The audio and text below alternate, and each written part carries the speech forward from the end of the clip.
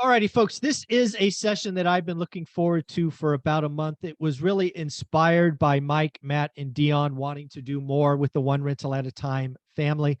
Again, this whole idea of these Sunday sessions came out of my Southeast Asia trip, trying to take my experts and my growing community and really getting them together, adding value. I really enjoy these. I think they go deeper. They're not PowerPoint. They are solely questions from the audience. So I thoroughly enjoy them. Hopefully you do as well.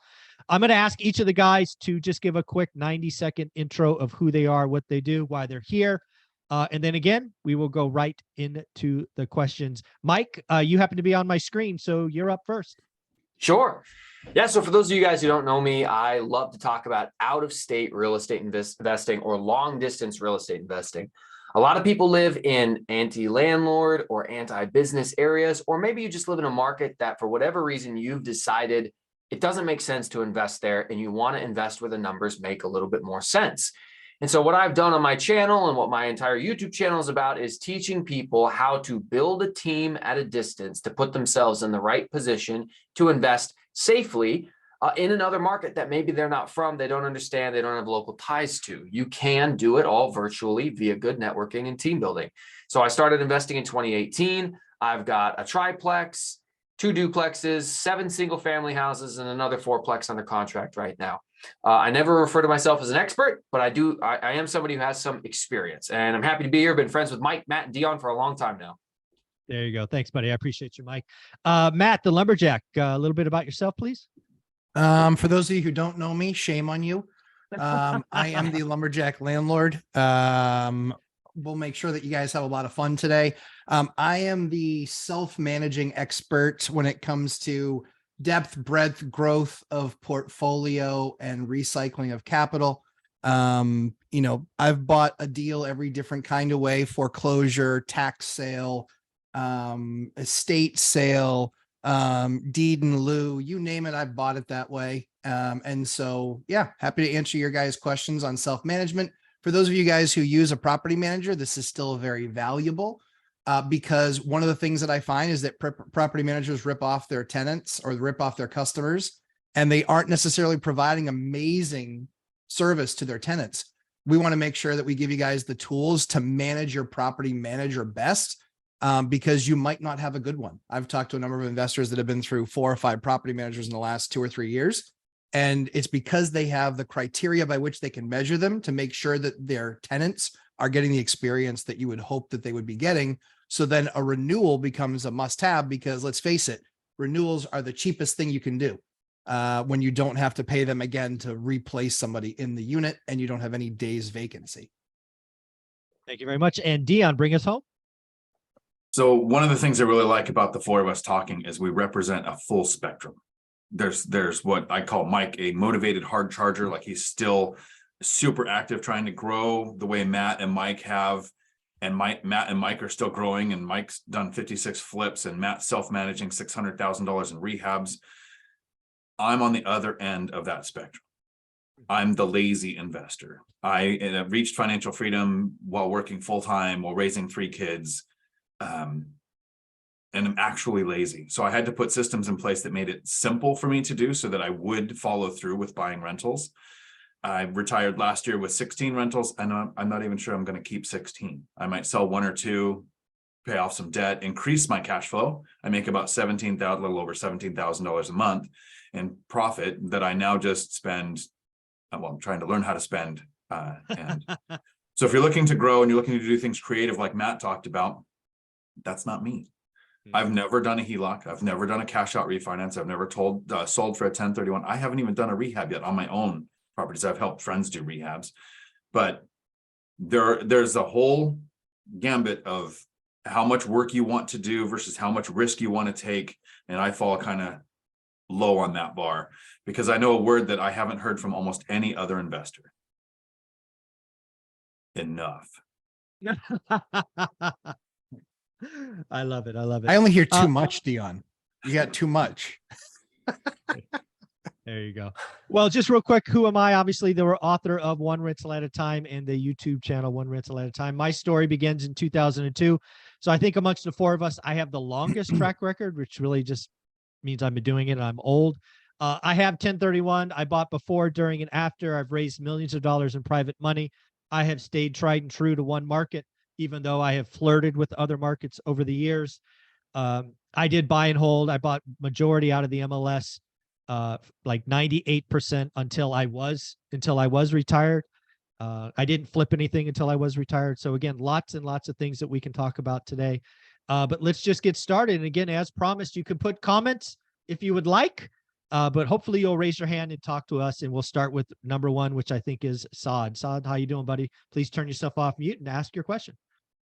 Hey, good morning, guys. Thanks for doing this. Much appreciated. So the question I wanted to run at you guys. So I'm going to start pre-pandemic here. I'd acquired a bunch of properties, was debt ridden. I have a primary job. I don't plan on quitting my primary job. This is just one of my resources where I'm allocating funds. And I'd say I'm closer to Dion. I'm a risk mitigator. But because of the pandemic and the, no evictions, moratorium, and then no rent payment, I, coming out of that, scaled back and was like, I'm getting out of debt. Thankfully, I was able to carry some of those mortgages just from my job. Now I'm in a situation where I actually own all my properties, Mike, and I just hit 4, which is like the goal that you said changes. Okay, anybody? I was just curious, what would you guys do from here in your individual roles, given the situation I'm in? I was just wanting to get some thoughts on like how each of you would utilize that capital moving forward. Dion, given he's closest to you, why don't you start with that? So I like the idea of the most amount of cash flow from the least amount of units. So part of me would say, I would continue to save for the next investment, but that's not the best option in that case. I would look at 50% loan to value on the, at least, you're probably going to hear more from the other guys, but maybe 2 of those properties. Keep 2 free and clear. If you're a risk mitigator, that is, you can handle a significant rent decrease, which we've never seen unless your specific market crashes for some reason. Market wide, we've never seen rents come down as a nation since we've started tracking the data. So I would keep 2 free and clear, get 50% LTV, because at the 50% or lower margin level, you get the best interest rates and have the most lending options. And then take and redeploy those funds. And then I'll be as quick as I can. For the last 3 years, for me, that would have meant making offers on properties as quick as possible when I found one that made sense, so that I can get the offer in before the seller realized they were going to get a whole bunch of offers.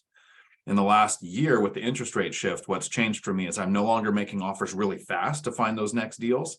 I'm watching days on market. And when I see a property that sits, like if in my area, 2 to 5 days was kind of normal, they would be under contract at least by the 5th day.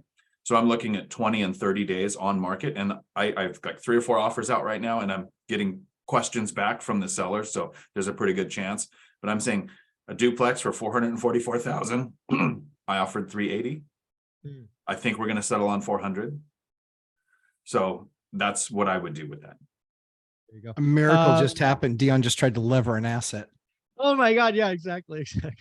Matt, why don't you take it next since you're on screen? Sure. So it really depends on what your goals are. It really does, because I think that there's nothing wrong with having, 4 paid off properties that are cash flowing assets. That's a great position to be in. The question is, what's the goal? You look like you're probably in your 30s. And so, or early 40s, maybe, but age matters, right? Because it's about time horizon. What's the goal? So for Dion and for me, like, I just look at age difference, but kid difference as well, where my kids are in life and where his kids are in life. That gives you a totally different answer. I've got 3 kids under 5 years old and under. So I know that I'm going to enjoy a lot of expensive things over the course of their life. And so I have to create more cash flow. And so for me, the cash flow on a paid off asset is no leverage, and no leverage just equals more leverage equals fast, less leverage equals slow. But to Dion's point and kind of what he said, that, I almost broke my chair when I fell off of it when he said lever up an asset. He's exactly right. Basically, if you go 50% on a couple of those assets, that's still ultra conservative.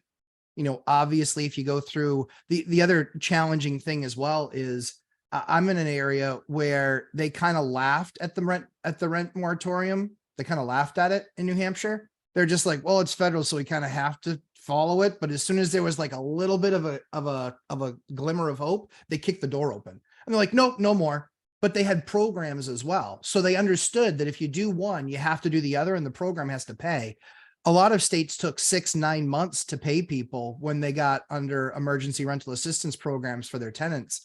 Our state or my county was about 8 weeks. So I was still able to manage the business and manage the cash flow. So it really depends on what your goal is. But yeah, I think if the goal is be conservative, if you're investing in an area that's likely to do another moratorium, if something happens again, then yeah, that conservative approach can obviously help. I see you in scrubs, so my guess is that you're probably in the medical field. So I think your job is safe because my wife's a nurse. Thanks for calling out my age too, in front of everybody. Yeah, don't call HR. I don't have an HR department. You'll be fine. That'd be fine. Mike, you want to say anything maybe about perhaps looking at other markets or something of that nature, Mike? But honestly, Hey, can I make a quick comment, Mike? Oh, Yeah, sure. go for it, bud. This is I for just you. wanted- So yes. Because you guys are asking, my goal is growth, and I'm not afraid of debt. Okay. I just figured, hey, let's just scale it back and see what happens. Because Yeah. you can't control the government, so that's why I came back. True. I was at 21, and I came back to where I'm at now. I could probably buy 2 more, straight cash, but given the right offer, given the right, Yeah. as Mike said, Your right 4 deal. buildings, how many units? They're all single family homes. Okay, got it. I And you were at concentrate on 21? single- Say again? You Yeah. were at 21? Yes. Damn, you scaled back. Wow. Okay, Yeah. Well, I was completely leveraged initially, got it. right? So, Sure. but it all happened really fast. And You muted yourself. sorry, my hand's moving around here. But the goal is growth, and that's kind of where I started to where I'm at now. Yeah, lever assets and Yeah. just lever them to the point where you feel comfortable. Yeah, if you really are in the growth mode, which it sounds like you are, I think again, if it was me, I'd go 50% on all 4, but I wouldn't do it all at one time because you don't need the capital. So it would be a path for me. So since it sounds like you have capital to do a couple more, I'd probably ladder up one today just to 50% because of rate and all of that. Then deploy 2/3 of that capital, then do the next one. So again, I wouldn't be in a rush to refi all 4, but that would certainly be my plan. Because you never know. There's always been an opportunity that comes across my desk that I have to take down with cash. Yeah. And, I want to make sure I have the access to that. So, Mike, you want to throw anything in there here? Well, initially my answer was different, but then you said your goal was growth. I was initially thinking, hey man, if you like your job, like you said, you don't have plans to retire, then try to put systems and processes in place to make it as seamlessly easy for you as possible. And I think Dion's right when he says, sometimes having less rentals, but they're all paid off, you can end up with more cash flow. Some people might, frown at that and say it's not the best use of equity. Well, screw what they think. It's all about your goals. So if you don't like being over levered and you also want to focus on your primary job, then you probably should put larger amounts of money down and just look to grow your cash flow from that perspective. Because you say you want to grow. Well, I imagine what you really want to grow is your cash flow, even though we might initially react to it by saying, oh, he wants to grow his portfolio. But if you want to grow your cash flow, there's ways to do that while minimizing the impact to your time and impact on your day so that you can focus on your primary job if that's your goal. Thank you. Very cool. Thank you, all of you. Last thing I would also bundle those 4 if you're going to go get debt on them, bundle the 4 and talk to a local bank. There you go. Gotcha. Bundle the 4, talk to a local bank because you'll get pricing power if they're going to give them 4 loans. Very cool. Andy, you're up next. Andy M. Hello, everybody. Am I audible? Yes, You you are. good? We can hear you. Yes. Well, first of all, thank you for being here and doing this and everything you do all the time. I'm probably the newest investor in this community, and if it weren't for every single one of you, I wouldn't have dared to even start. So bear with me with my silly questions. I have one that I have already asked to Dion in one of his streams, but I would like to, at least the first part, I would like to see what the others think.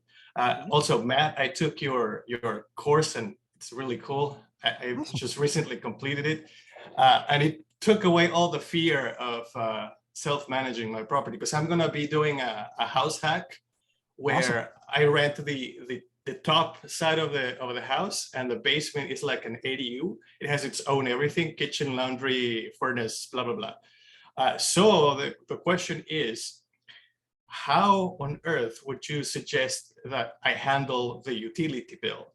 And if I were to charge a flat fee, should I mention this and include this in the listing price, or should I just put it in a bullet point, or should I not mention that at all in the listing and then just bring it up in conversation? So that's a question so far. All right, we'll go to Dion first, but I want to make sure you guys can hear me, right? I saw one of the comments that you can't hear me. Can you hear me? I can hear you. Andy? Hey, you're All good. right, cool. Yeah. All right, cool. All right. Dion, this seems like it's for you. What would you do with utilities? So I'll answer as quick as possible because we talked about this in a live stream. So whenever possible, I make sure as many of the utilities are in the tenant's name as possible. So I'm not worried about the tenant leaving the window open and the heater on. Like even if I had to spend thousands of dollars to separate the meters on units, that's my preference. But there are some where the municipality requires the water be in the owner's name. It can't be in the tenant's name. So I do a flat rate a little bit above, and you have to check your local laws. I go a little bit above the average cost, so that in those couple of months in the summer when it spikes, that averages out the year for me. But there are some places where you're not allowed to charge more for utilities than what you're actually paying. So for that case, I would do it 1 month in the rear. Once I got the bill, the tenant would receive the bill with their next thing. I would write all that out in a lease and be as clear as I could. Yeah, one of my greatest frustrations is I was buying multiple houses on one lot, a lot kind of like 10 years ago. And I would say about half the time they were individually metered, but half the time they weren't. And so for the properties that I have that have two structures on one lot and one meter, I tried to go, hey, square footage, this, that, the other. I even tried delaying month in arrears. It proved to be one of my greatest frustrations. So again, my answer to this, if that happened to me, is I now only rent to one family. I call it multi-generational living, so that the utilities are in the tenant's name. I will not rent to two different people in two different structures on one meter. At least it's just not worth my headache. And a lot of my life now, admittedly, is reducing headaches. Matt, you have any thoughts on this, or Mike? Only a couple. Of course. So Andy, so from the course, so now you kind of feel bold, right? You know how to talk to the state or the city as far as the code enforcement guys. You know how to talk to contractors. I'd be getting 3 quotes to understand what the effort would be to put it on its own separate meter and its own separate panel. This is an investment that you're planning on holding for your life, at least for probably a 20-year time horizon. You could be talking about $100 a month, $1,200 a year, times 20 years. You're talking about $24,000. And likely, I'm pretty sure we can all agree, electricity ain't getting cheaper. No. Right? It's only getting more expensive, and the parts are only getting more expensive. The panels are getting more expensive. Finally, wires starting to go down. Yeah, I'm not much of a dork. I look at wire prices on a weekly basis. But I would honestly, Andy, I'd be looking at it and I'd be getting a quote for what's it going to take to separate and put on that own panel. Because my guess is if it's just a basement ADU, my guess is it's probably a sub panel with maybe 6 slots. It might be on 6 total circuits. You could be looking at $2,000, and that's going to pay for itself. One of the mistakes I think a lot of real estate investors make is not understanding the buck method, which is best use of capital. If I can get a 18 or 15% or 12% return on buying another asset, or I can get a 30% return on rehabbing a unit, which should I do? 30% return on my rehabbing my unit. If I can get a 2-year return, right? So 50% return on my money just by putting in an electrical panel, that's what I'm going to do.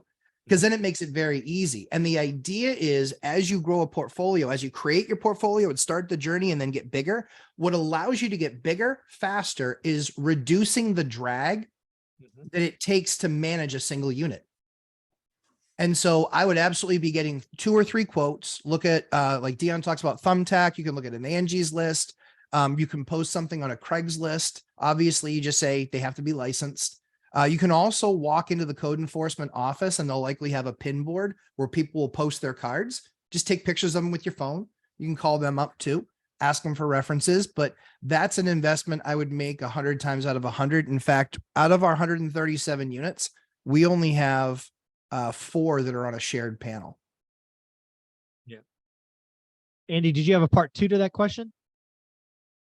Not necessarily, I guess. Okay. I guess this has answered it. So you would say it's totally worth the amount of time that it's not going to be in the market available for rent while I do the whole separation of the meters, right? Especially, I forgot to mention that everything in the house is electric, so I have no gas in that house. So it's your electric heat as well? Yes, What market are you in? I'm in Hiram, Georgia. Okay. So you need AC in the summertime. Yes. Yes. Here's what I can tell you. That swap is maybe 2 days worth of work. Okay. Because you can call an electrician that knows what they're doing. They will come in, they'll scope it. They'll say, yep, I can separate off that panel. I can bring those circuits into this one. And what it does is that then they can actually call Georgia Power and Light or whoever it is, but they can actually call them and say, we're going to put in a new panel. I need a new meter, what's called a meter socket. I need to put a meter socket on the outside of the building. And then they'll come and they'll do what's called energizing it. So you don't actually have to keep it vacant. You could be paying the bill for the time being. Okay. And you can just tell them this conversion is going through, but while that goes through, I'll be paying for your electric. Don't have any air conditioning parties. Because that cutover is literally, they'll do their work. They'll get all their circuits into the one panel. They'll get the socket on the outside of the building because you've already got power coming to the building. It's literally a 10-minute changeover when you have everything set up. Oh, sorry. So one question: when you say panel, you literally mean like the breaker panel, or are you Yes. talking about something? Because it Yep. already has a breaker panel for the basement and another one for the top side. Oh, so, sweet Lord, you're almost all the way there. Then the Yeah. only thing that you need is dude, you're talking about that. That's a sub $2,000 job all day long, probably a $1,500, maybe $1,200 job. All you're talking about is getting a socket on the wall on the outside of the building where they put their own separate meter in. And then they're just going to take that feed that's right now going from the other major panel. They're going to just take that and put that into Yep. the socket. The only thing I would caution you is they might have done it that way for a reason. I don't know that it's an illegal ADU. Just saying. Oh my Just gosh. saying. It So might, it might. So I just don't want you to, end up with egg on your face. It might be an illegal ADU. If they never pulled a permit for it, one of the things that instantly gets inspected is meter sockets, shared electricity, things like that. So it might be an illegal unit, just as an FYI. If it doesn't have, if that's the way they set it up, you have to find a way to gingerly find out from the town what the town actually, or look at your tax card. Do they have that space downstairs in your basement as finished space? I think so. I think they do. Okay. So do I need to still go and check with code enforcement, or should I just go directly with Georgia Power So for the meter? I mean, so what I'm telling you is it's there's a possibility it's an illegal unit. And then if it is, Okay. then code enforcement's going to make you basically rip it all out. And then you lose that unit. So that's one of the, it's one of the sad I mean, let's just truths. push back. I mean, it does seem odd that the previous owner would do all of the work. no, but it's because they were. It was a house flip that the previous the seller who sold it to me bought it in foreclosure, and they rehabbed the unit, and then they sold it to me. And I'm still in contact with that seller. Look at- so ask the seller and then look at what the permit was. okay. If it's permitted space, you can go into the code enforcement with your best shirt on, like you're good. Okay. If it's not on the permit, that's a little bit dicey. That can be a problem, but then it's a long-term liability from an insurance perspective. Okay. Well, thank you. Sure. You got it, Andy. All right, Nohi, you up? Yes, sir. How you doing? Good. How's everybody doing today? Awesome. Good. So, Mike, you pretty much know my situation where I'm in San Diego. I've been pre-approved for fourplex, 1.2 million. But the problem in San Diego is the pricing. It is impossible to cash flow. If I do find something that kind of cash flows, they don't include all the utilities that we discussed, and now it's a negative yield. We at the most we have is 150 duplex, triplex, and fourplexes on the market at one time. I know every single one of them. studied it. I have 8 agents that I work with. They send me listings for off-market deals. Nothing's cash flowing. I've contacted Millennial Mike and asked him for his agents because I'm actually looking at possibly doing out of state and trying to master that, because now California and San Diego, they just did a new law where at a no-fault eviction, I have to pay 2 months if they're normal age, and if they're above age, I have to pay 3 months to get them out of the unit. Mike, I know you did things where you said, lately in your videos, you've been saying that, it's a long process. I'm at 2 years now. I know the market like the back of my hand. At what point do you know where it's time to start looking? And if that's the case, Millennial Mike, is there something you would consider where I made payments to do a mentorship with you to go towards Gary, Indiana, and do a cash flow? The goal is ultimately just to cash flow. I want to have 10 properties, whether it's 4 doors on each property or not. I'd be more than happy to do it. I really want to do like Dion, where it's in my state where I'm cash flowing $1,000 a unit, but I just don't see it. Yeah. And I know this is the toughest market we've ever been in, because even Dion said, 2018, you haven't had a property since. And if you did cash out refi, like everybody asked you, you wouldn't have been able to retire because that money. I'm sorry to interrupt, but I bought half my portfolio after 2020. I'm sorry, 2020, not Yeah. 18. Right. Yeah. So I But bought if you did the 2020, cash out, 2021, and I'll let Mike answer because that's a Mike question. Yeah, let's go to Millennial Mike first here. And it's really, Mike, I wanted you to go back and talk about getting your house hack in Seattle. You spent some time looking for the second deal, and then ultimately you decided out of state. So when was enough and you said, I got to go somewhere else? That's a good question. Yeah. And nice to see you. I remember I saw you at the event that Zuber hosted, the One Rental at a Time live event. I remember you when you were there. Yeah. So, I started with a house hack in the Seattle area, which is a very expensive area. At the time, it was the #1 appreciating market 23 months in a row. And to save up for a 20% down payment on a $600,000 duplex that wasn't going to cash flow, as you've mentioned, was very disappointing. Dion had a creative strategy to kind of get around some of that, and he's talked about that many times. But for me personally, I decided, well, maybe I'll look in Central Washington instead of right here in Seattle. I'll just look in Central Washington, a couple hours away. And it's still expensive over there, but it was less expensive. And then I realized, well, if I'm willing to go 3 hours away and have to set up remote systems and processes somewhere else, then why not go to the best area that I can find in terms of where the numbers make sense? If I'm going to put in all the time, effort, and energy to set up all these systems and processes, I already know some people who are investing in other markets that seem to be doing much better than mine. Maybe I'll network and work with them. So as I started to run the numbers and look at the deals in these other networks, and as I started to make the connections, make the phone calls, talk to the property managers and the agents and the contractors and the handyman, as I started to familiarize myself with another market and get comfortable with the idea of investing at a distance, and constantly talk to other people who were also investing at a distance, it helped kind of ameliorate some of the different fears and concerns and hesitations that I had, to the point where it did get to where I was like, okay, the numbers just make way more sense here.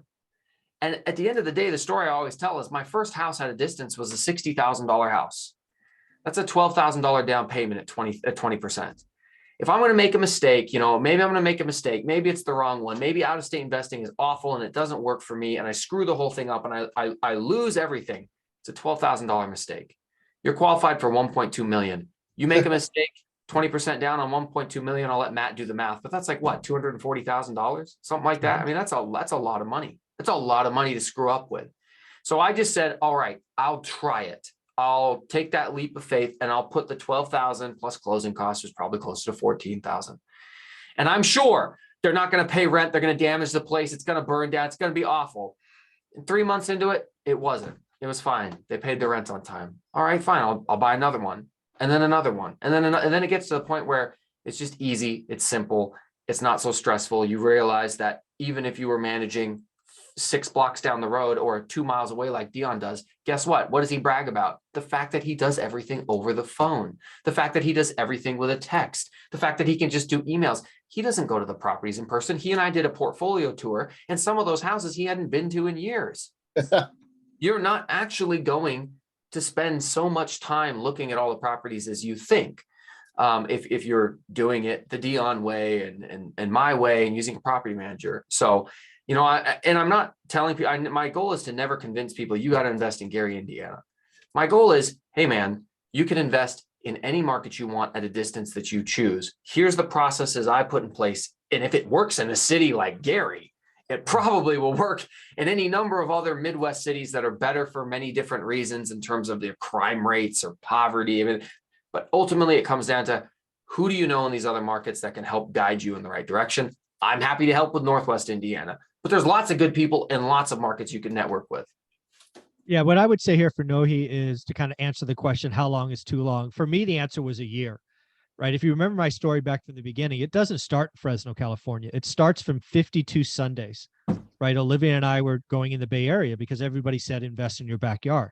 And I was too silly to know that, you know, you could do something else. So I invested it probably 6 months and then wasted 6 months looking in the Silicon Valley. And then for me, as you all know by now, the answer was driving because I wasn't going to get on an airplane to see my stuff. So Nohi, the first thing I would ask you to do, or at least think about, is where could you get in 90 minutes from San Diego, right? Obviously, I know a little bit about Southern California. There's the Inland Empire, the high desert. I don't know how far those are away from San Diego per se, but maybe there's something closer by, but you still have the California issues you talked about earlier. I will again say that 1 year is clearly enough time to go, I should look somewhere else. So I think that's kind of the mark for others who would think that. And then the question comes down to what market, right? And again, for me, out-of-state investing's, it's as long as you have a team or a network you can tap into, you can make this work anywhere. Dion proves that you can do it, right?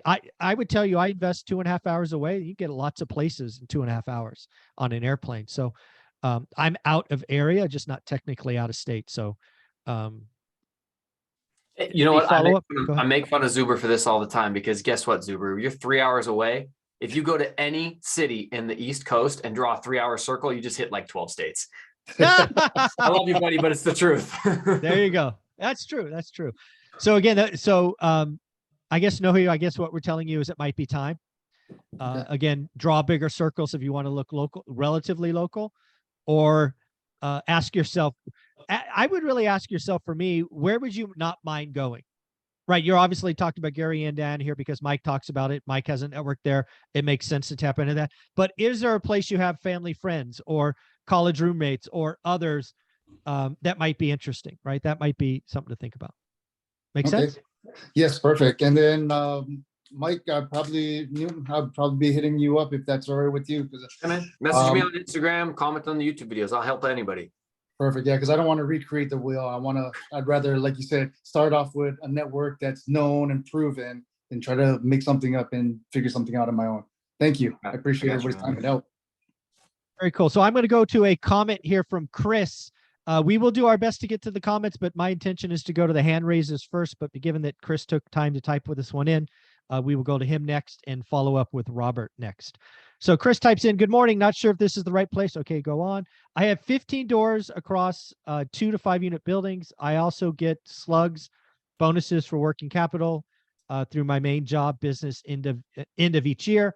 I wonder, looking at slowing deal flow and high interest rates and low quality deals in my buy box, at what point would you elect to pay down a loan on an existing property?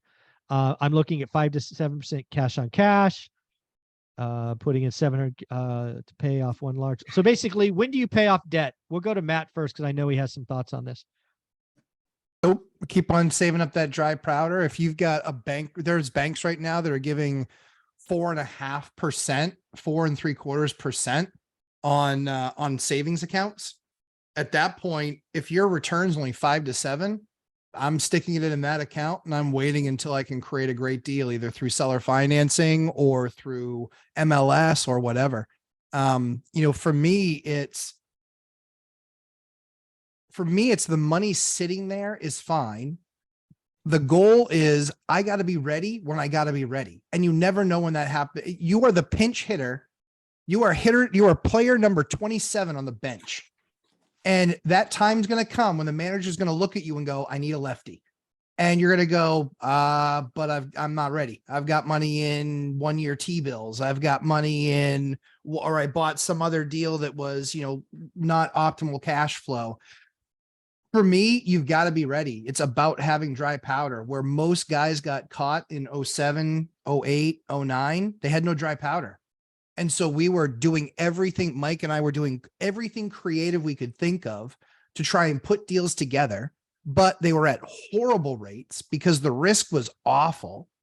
And so my feeling is if your returns are only 5 to 7% net, I think you're better off, having it in a savings bearing or an interest bearing savings account at 4.5 or 4 3/4, and just waiting for the right time to jump into your market, because it's not going to be that way forever. Everything is cyclical. Yeah. What I would tell you here, Chris, the one kind of caveat to that is if you're done growing and 15 is your in portfolio, right? You're done, which I don't get that feeling, but I just wanted to answer it differently. I think there is a time when you pay off debt when you're near the end. You could look at, taking the highest interest rate and paying that down. But it does sound like you're in growth mode. I totally agree. Go get a high savings rate, stack dry powder, because it is about being, that lefty that comes off the bench. You just never know. I've been tapped on the shoulders over the years saying, hey, I had this deal blow up, but it has to close. It has to close. Right. What could you pay? Well, you know what? I could stroke a check, but it's going to be at my number. So I wouldn't be in a rush again, right? If you're going to pay off a mortgage that's 6%, and you have, savings at 4.5, your margin is 1.5. I would much rather have the financial flexibility. Yes. Going If forward. I could, Mike. Yeah, go for it. So you have 3 things that have stopped me from paying off debt instead of hunting for the next deal. The first is if you have mortgages now that you either purchased before or refinanced in 2020, you probably have a really good interest rate. And so that interest rate right now is probably lower than inflation. Then the second thing is you've already paid the cost of acquiring that mortgage. Did you buy down the rate? That was expensive. Did you pay all the closing costs to get the loan? That was expensive. So what I've done is the third thing is, as you rack up your cash that you could use to pay off the debt, you put yourself in a really strong position to make a cash offer. How many investors get frustrated when you make an offer? They take another offer that was maybe even less than what you offered because it's all cash. So in the same position, interest rates being high is the barrier. Finding deals is the barrier. Racking up your cash and having the ability to make a cash offer or a higher down payment offer, a stronger position on the next property, would stop me from ever paying off debt. The only time I would pay off debt is, like Mike said, if it was 6% or higher. And I would also focus on any adjustable rate debt if you have any of that. Sure. Robert, I believe you're up next. Robert. All right, thank you. Mhm. So I'm new. This will be my first purchase period. I was wondering, so from what I've heard about, rubber hitting the road purchases that I've heard you and Matt talk about, I've been following you for about a year now. It seems to be that most of the time you're buying like completely, like not totally gut out remodels, but like largely like a lot of work. So I was wondering, is that the best? Because it's like, so it's my first purchase, right? So I'm worried about diving into the deep end and like getting screwed by contractors, having my timelines not line up. Yeah. Completely not gauging correctly the rehab cost and the rental cost. So because I know Dion's talking about like buying turnkey stuff off the MLS and having it cash flow. And as I mentioned here in the chat, I'm in Southern California, so it's not really, I'm having a tough time finding that. Yeah. But yeah, I was just wondering how often, like, have you been surprised? Like, what percentage of your guys' portfolios have been these large BRRRR refinances? How often are they not appraising for what you expect them to in the end? Robert, can I ask you a quick question? Sure. Do you have my course, How to Get Started One Rental at a Time? I do not. Okay. So I'll answer this first and let the guys roll in. So again, if you know my story, when I started, I bought rough properties, and I bought like Norris Drive. I talk about it all the time. It was probably my most turnkey, but let's talk about Terrace. That was next. I buy Terrace, put 15% or 10% down, 15K. Then I spend another 15K putting it in. But what I really found out after doing that for 3 or 4 years is I didn't use my capital appropriately. So one of the things that you learn step one of building out your spreadsheet from the course is it's not only the down payment that matters, but it's the repair costs. And when you add in repair cost into a deal, your yield falls because you have more cash out of pocket, right? It's just how it works. That's the power of the spreadsheet, because you can take turnkey and compare it with what I call make ready or rougher properties. So you need the spreadsheet, or at least need the ability to compare. I believe different markets across the country reward differently. Some of them, like maybe Gary, Indiana, where Mike likes to talk about, maybe it pays to buy rough properties. In a market like Huntsville, Alabama, I know nothing about, I'm just saying a different city. Maybe it's turnkey. The only thing I know about Southern California is it's expensive, much like the Bay Area. But you need to have the ability to compare turnkey with remodels. And it doesn't sound like you have that today, right? You have the logic, you have the risk, you have all the variables, but it all comes down to yield. And make ready has to be included in your calculations. And I think most people don't do it. And I will admit to not doing it for my first 8 deals. I'm like, I'm only looking at the down payment. Well, no, jackass. If you buy a turnkey, you're getting the make ready in the down payment. So your out of pocket is much less. So you need the ability to do that first. That's probably a big miss. I'll start there. Matt, you're on screen. You want to say something? Sure. Yeah. So Robert, I appreciate you watching. What's the down payment going to be on the asset that you would purchase? Ballpark. About 50,000. Yeah. So for $2,000, you get me, Mike, and Dion's course. No joke. You got to skill up in that way. The reason why is because what Mike just talked about with yield, you have to really understand how to buy. Then you have to really understand how to understand the make ready. So all of my stuff where I talk about the projects that you're doing, because here's the thing, you're going to have, as you're going into your market, you're going to have people that have more money than you to buy the make ready, to buy the turnkey products that are approved, that can literally, they are the 800 credit score. They are the, well, that's fine. We can just buy it for cash. Right. And so your competition is going to consistently beat you. And so the value that I create in my market is that I could stroke a check for anything that I want to buy. However, I like to buy the value add because I like to be the one who adds the value the way that I want to add it, and in a way where it's my best use of capital, but then I have assets that return me over 20% return on my capital. And so there's tons of courses out there. You can spend $15,000, $17,000, $20,000, $25,000 on mentors. I think those 3 courses answer all of your questions, get you fully prepared. There you go. Oscar's got the book, but all 3 of those, they get you fully prepared to encounter anything you're going to encounter, which is understanding how to buy, understanding make ready, understanding how to make your best offer, understanding, hey, now I'm a landlord. Now what? Understanding the projects, how you manage those projects, the places you can go to then get quotes on things. Those are going to be the deals that give you a far greater return, because let's face it, a lot of the country is not ready for turnkey real estate, good return on capital deals. A lot of the country is that way. So you have to create that return. And the only way that you can do that is with value add. The only way that you can add that value and not end up down the path that you were talking about, which is, I have no idea what sheetrock's going to cost per sheet. I have no idea what it's going to take to get an electrician in here to change a panel. Understanding what all those things are, but understanding how to then evaluate that process is going to make you a very dangerous investor. Yeah, the last thing and the broader thing I'll say for you, Robert, is of the 22 or 23 years I've been doing this, I would say over half the time it's been better yield buying turnkey. That is not the case the last 2 years, maybe the last Correct. 3 years. Why is that? Well, as I talk about every day on the daily financial news, or seemingly every day, the market is bifurcated. Everything below the median, lots of competition, move up buyers not moving, entry level not being sold. So anything that is turnkey is being fought over by first-time home buyers. Yep. That is a tough place to play as a new investor.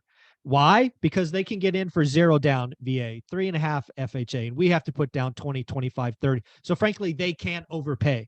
It is the toughest market I have seen to be an investor in turnkey below the median. It's just where it is. Yeah. And I don't like those odds. I still offer, I still write, but I have to buy off market and rough properties. I want to buy a property that will not pass FHA because my competition melts away. So that's Right. just the market we find ourselves in today. Dion or Mike, you want to say anything on this? Yeah. So, Go ahead, Dion. okay, no, you go first, Mike. Well, I was going to say, Robert, I think we're kind of in the same boat. So I bought probably 5 turnkey properties. And then I have now last year completed my first 2 burr projects. I'm in the middle of my 3rd one right now. Shout out Lumberjack for all the help with that. And then 4th one under contract. And I think to a certain degree, as much as I understand your concern, because one of the main questions you asked was, how do I properly estimate repair costs and things like that so I can make sure that I hit my timelines and hit my estimates in terms of the money I'm going to spend. And the realistic truth is, until you've spent 20 years doing it like Matt, or 20 years with building a team of people to do it for you like Zuber, you're not going to be able to ever accurately get those estimates at the beginning. There is a bit of a learning curve. You can get close, you can get within reason, but I would say, yeah, you get the contractor out there, they give you an estimate. Well, guess what? Then things happen they didn't expect. It costs more, it takes more time, people call in sick, the weather change, all these things factor in. So whatever they tell you in terms of price, make sure you're comfortable with 50% more. Whatever they tell you with in terms of time, make sure you're comfortable with it taking 50% as much time. And if you're okay with that, then I'd say go ahead and try a burr project or try a remodel project. And then 10 years from now, when you figured out which contractors are way closer to the price they quoted you and which contractors are way quicker and doing things in the time frame they quoted you, then you'll be able to have the confidence that these guys have earned. But that's one of those things that's just earned over time. It's very hard to skip to the end of the line there. You kind of just have to put in your due diligence and pay your dues. So 3 things, and I'll be as quick as possible. The first is Zuber nails it when he says our biggest competition is home buyers. So you need to take those off the table. That's why I stopped looking at single family houses. Then most investors will go to small multifamily because we like that 30-year fixed rate debt. So they'll look up duplex, triplex, fourplex, or small multifamily, completely missing the asset class of house with an ADU. But you can't control how the listing agent lists the ADU. So your search has to be all of the colloquialisms that they could use. ADU, DADU, JADU, accessory dwelling unit, auxiliary dwelling unit, granny flat, mother-in-law house, because those numbers work just like a duplex. You eliminate the home buyers because they don't want tenants, and you eliminate most of the investors because they don't think to adjust their search because they just think ADU is what's going to find it. So add that to it. The second thing is what I'm finding in my market. I'm in the Tacoma and Olympia area, high cost of living. Most of the deals haven't made sense. So I expanded my circle out and I hit 2 towns where almost every deal right now is making sense if I'm willing to add another 30 minutes to my drive. So I've got about 3 offers out and 1 offer that my agent's going to be getting back to make today on places that make sense right on the MLS with cash flow, that one needs work out of all 4 of those. So how far out could you make your circle? An example is in Southern California. Everybody says it's so expensive, I can't invest here. My brother's in Kern County, right on the edge of LA County, in Rosemont, Mojave, just north of Lancaster and Palmdale, and tons of deals there make sense. The rates and prices start to hit an equilibrium when you get far enough away from the bigger cities.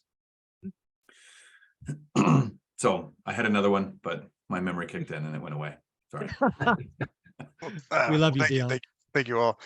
Mike, if I could, Sure. just just conceptually, one last thing. So Sure. how come when you like, let's say you buy a fixer upper for 300,000, you put 150,000 into it. Why does it, oftentimes appraise for 600,000? Why does that work create that 150,000 in equity? Like, hypothetically, Yeah. So oftentimes. So again, usually we're talking about value add flips here, which is again a place I've done on, I guess of the 4 of us, I've done the most flips here. Typically you're buying a property right. So again, what you're not saying in your story is you're probably buying a property for 300 that if it went, because I usually buy them off market, would probably go for 400 grand. So you're buying it right. People don't realize you actually make most of your money when you buy. So of the 150K profit that you've just discussed, probably 75, maybe 80% of that is because you bought it right. The second half of that is because you understand what adds value. Is it a bedroom? Is it a bath? Is it a new kitchen layout? right? If you're buying an older home and they were in the 80s, they have lots of boxes, right? The kitchen is off in a corner. Now everybody wants an open floor plan. Assuming that that wall is non-load bearing, it costs nothing to knock down and open it up into the living room. So there's just a way to add value to the contemporary buyers that explodes the value, because a lot of people, when you're doing flips, and again, if you're going to flip, please stay below the median. All you got to do is take an old home that was built the old way, right? Again, very like boxes, and create what the new buyer wants, the open floor plan. So generally that's why you're doing it. You can do other things like the backyard, front yard, things of that nature. It's amazing where value could be added. But generally you're buying it right, Robert, is half the reason. And the other half is probably because you're changing the layout or footprint to today's buyer. It's frankly rather simple, but it does start with buying right. That's why people use PropStream and all of these others to try to get off-market deals. It's skill. It's a skill. It's legitimately a skill. I can walk a property. I know what it costs. I know what it rents for. It's a skill. So I can walk a property. By the time I'm finished walking, I'm telling my agent, yep, send me over the paperwork. Here's the number. It's a skill. And so you get better and better at it. It's a muscle that you use. Yep. And value add is absolutely 1000% where it's at, because you know what? If you're not buying value add, you're paying retail. You're paying retail. Yeah, for me, it just made sense because to cash out refi, you have to add that equity in order, because I only have a finite amount of capital that I want to put into this. You can do a construction loan. You can do a 203K. You can do a 203K streamline. You can do a full-on, fully docked construction loan. You can do all of those things to give you access to that. I have And then questions about that later, but about Yeah, the sure. owner occupied construction loans, but I don't want to hog all the time here. I'll ask it later. Understand. Thanks. All right. Thank you all. You guys are awesome. Thanks, Thanks, Robert. Robert. Appreciate you. Harold, you're up next, and we'll go to Josh's comment next, but we'll go to Harold first. How are you doing, Harold? Fine, just call me Harry. Harry, sorry. Anyway, okay, I'll try to net this out as quickly as possible. As everybody on the call knows, there's a lot of parameters that are pretty much subjective, unique to each of us. I live in Central Oregon. I think of the three left states, Oregon is the worst. It's an extremely landlord hostile state. I backed into investing. On the other hand, I built a couple homes 40 years ago in Florida, so I've got some construction knowledge. I was so turned off about the whole notion. I just wanted a roof over my head when I retired, so I hired a property manager 11 years ago. I just fired the property manager of a house with an ADU in Central Oregon. It's a classic story of trapped capital and a landlord hostile environment. I think I'm a effing idiot if I 1031 it somewhere else in the state. I really don't care who that offends. I'm just amazed at what Salem and Olympia and to some extent Sacramento have done to the landlord population. So anyway, it's strategic. I'm thinking strategic. I'm a geezer. I got time on my hands. I'm in my mid 70s, got plenty of energy. And so I'm thinking, well, why wouldn't I consider relocating someplace? And again, going back to the situation about this particular state, it's got one of the worst death taxes of the 50. So I'm thinking, why wouldn't I split my time between, we've got another house here anyway, so why wouldn't I split my time between, Central Oregon and someplace else, spend 2, 3, 6 months a year there, maybe even establish residency there. Yep. So I can avoid the idiotic taxes here in Oregon. I see Matt laughing. You're absolutely right, Matt. I want you to come to New Hampshire, Harry. I need you here. I need you here, my man. I love you. But anyway, long story short, the house is slash ADU that's paid for. I'm guessing I'll walk away with $1 million cash. And in the meantime, I just switched over to midterm renting, furnished. Kind of a shout out to whoever, maybe Dion, but I'm not sure. Dion doesn't live that terribly far from me, but I so anyway, net, when I get a contract on this house, I'll probably have $1 million cash. What do I do with it? You know, I'm not, you know, I want to take the proper level of risk, and I'm tired of the pain in the ass competition with everybody else trying to get the same thing that I'm after. I've looked at least a half a dozen markets. It's always the same pattern. It's exactly what you said yesterday, Matt. Everything's high, and Yeah. this is in the current rate with interest rates. Well, as Mike Zuber says a lot every week, just think what it's going to be like when interest rates are down to 5%. It's going to be total pandemonium. Yeah. Yeah. So, and I could easily imagine a scenario where, you know, I finally get a contract on this damn thing as the interest rates go down.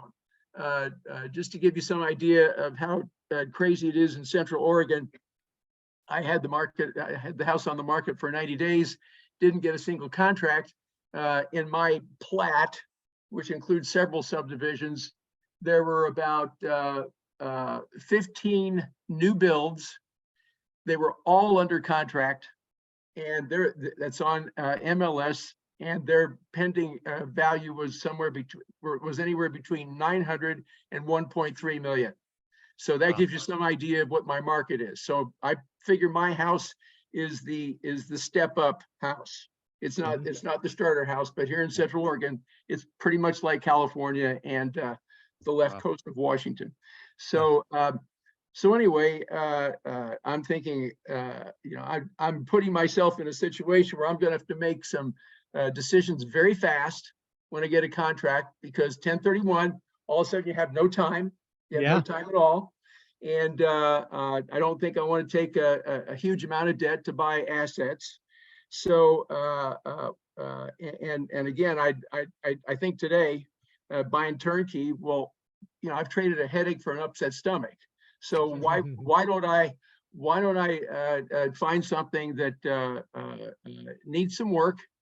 I've got a background as a contract writer, project manager, engineer, all that happy nonsense. So why wouldn't I move someplace, spend 3 to 6 months there, and get some kind of a sense of the trades, what it costs to upgrade, and so forth and so on. Have a little bit of income in the meantime, and then one by one, buy a 4, 6, or 8-plex, or a couple of them, and then upgrade over time. And then I would make this on a seasonal basis. When the season's correct, is go move into one of the units, or as Dion does, have a roomie, so that I'm basically hacking one of the apartments. So anyway, that's what I've kind of rolled 8 or 9 different variables into one point of view. But anyway, that's where I'm looking at. No offense to Millennial Mike, but I just don't see myself living in Gary or Whiting night after night, day after day, learning all those local skills. Me neither. As I'd like to. $1 million bucks gets you 3 streets there. You're fine. I don't think you want. Yeah, sure. Most of them vacant too, but or burned out. But cash flowing, they'll be cash flowing when you're done. Well, the other thing too, one more comment, and then I just would like anybody's reaction to all this. Where I'm looking is certainly a function of asset type, because I hear Millennial Mike complain many times. Where's the 3 or 4-plex? You got to scrub and scrub and scrub. Well, you want to build your own? You want to build a 4-plex in Gary, Indiana? That's nuts. So, so anyway, where I choose to look matters as well. I was raised in Kansas City. You may or may not be aware. Don't tell the other 10,000 people Kansas City's exploding. It's absolutely exploding. Big time. So and that's pretty much a bellwether for all the Midwest, except for shitholes like Minneapolis. No offense to the people who are stuck there, but nevertheless, I'm thinking Kansas City, and I mean draw a radius 100 miles or something. There's probably some decent assets there. I've also looked in Western Washington. lived in Spokane Eastern Washington. I lived in Spokane for a while. But again, it seems like a lot of the idiot money in Seattle has, is trying to find a new home, and they're counting on appreciation. That's why I call it idiot money in Spokane. And then you go 20 miles to the east of that, Coeur d'Alene. You guys may or may not be aware, Northern Idaho is crazy also. Crazy. So then I pushed myself into Montana, Missoula. The one and only transvestite or tranny in the state legislature is represented in Missoula. Okay, so that gives you some idea about their liberal tendencies. So anyway, I think what I'm describing is pretty much what's happening throughout at least the western half of the USA. I don't think anything I've said is unique to my circumstance.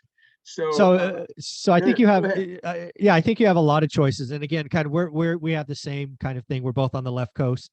I don't know, a lot of people know this, but Mike, Matt, and Dion obviously know this. One of the things that Olivia and I are looking to do is we're looking to get to create residency perhaps in another state, right? We're going to actually spend the month of June in Las Vegas, Nevada. We're going to go rent a short-term rental from Brian Lebo, and we're going to be out there a month and see if that's where we want to create a home. So the first step for us is, where do we want to live? Yeah. So one of the things for you, Harry, is it's not about return at this stage of life. It starts with where I want to live. Then step 2 of that is going to be, do we want to 1031 out exchange our older 50, 60-year-old homes in Fresno for brand new homes? Because again, it's going to be about reducing, I don't know, we don't work a lot, but even reducing stress. We happen to be at the end of our careers, not the beginning. So it's not necessarily about the best yield anymore. So that's what we're doing is, right, I would ask you is, where do you want to live first? You got $1 million coming your way and more. Who gives a shit about the best yield, 12 versus 10 versus 8? Where does Harry want to live? Okay. Do that first, then figure out if Harry can make some money. Does it have the right thing? I totally see the point of getting out of Oregon. Right. I understand. I read some of the headlines. I'm like, are you kidding me? Is this like China or something? What is going on? And that makes sense. But again, you've done quite well for yourself.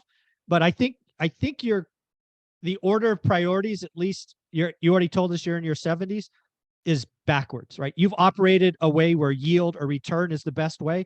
You've only got 30 or 40 years left. So go figure out where Harry wants to live. Make that where Harry lives. And then figure out how Harry can have some fun, right? Do this, do that, buy some repairs. That's what I would be doing. And I don't know that I would do a 1031 exchange because I hate that clock. Once it starts, it starts. Yeah. I've done 1031s. I've done a dozen of them. I've canceled one because I didn't like the deal choices and I paid the effing taxes. I would rather pay the taxes than do a bad deal. So what I would be doing if I was Harry right now is I'd be going, where do I want to live 6 or 7 months out of the year? Where do I want to create residencies?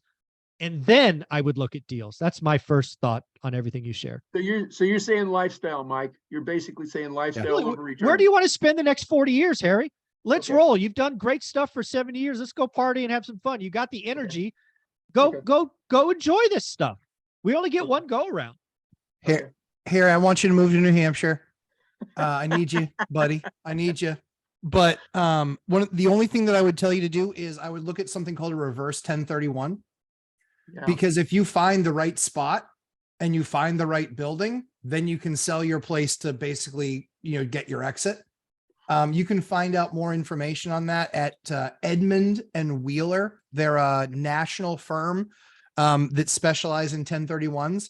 If you talk specifically to Chris Brown at Edmund and Wheeler, tell him I sent you. He will absolutely take care of you. I've done like 6 1031s with the guy.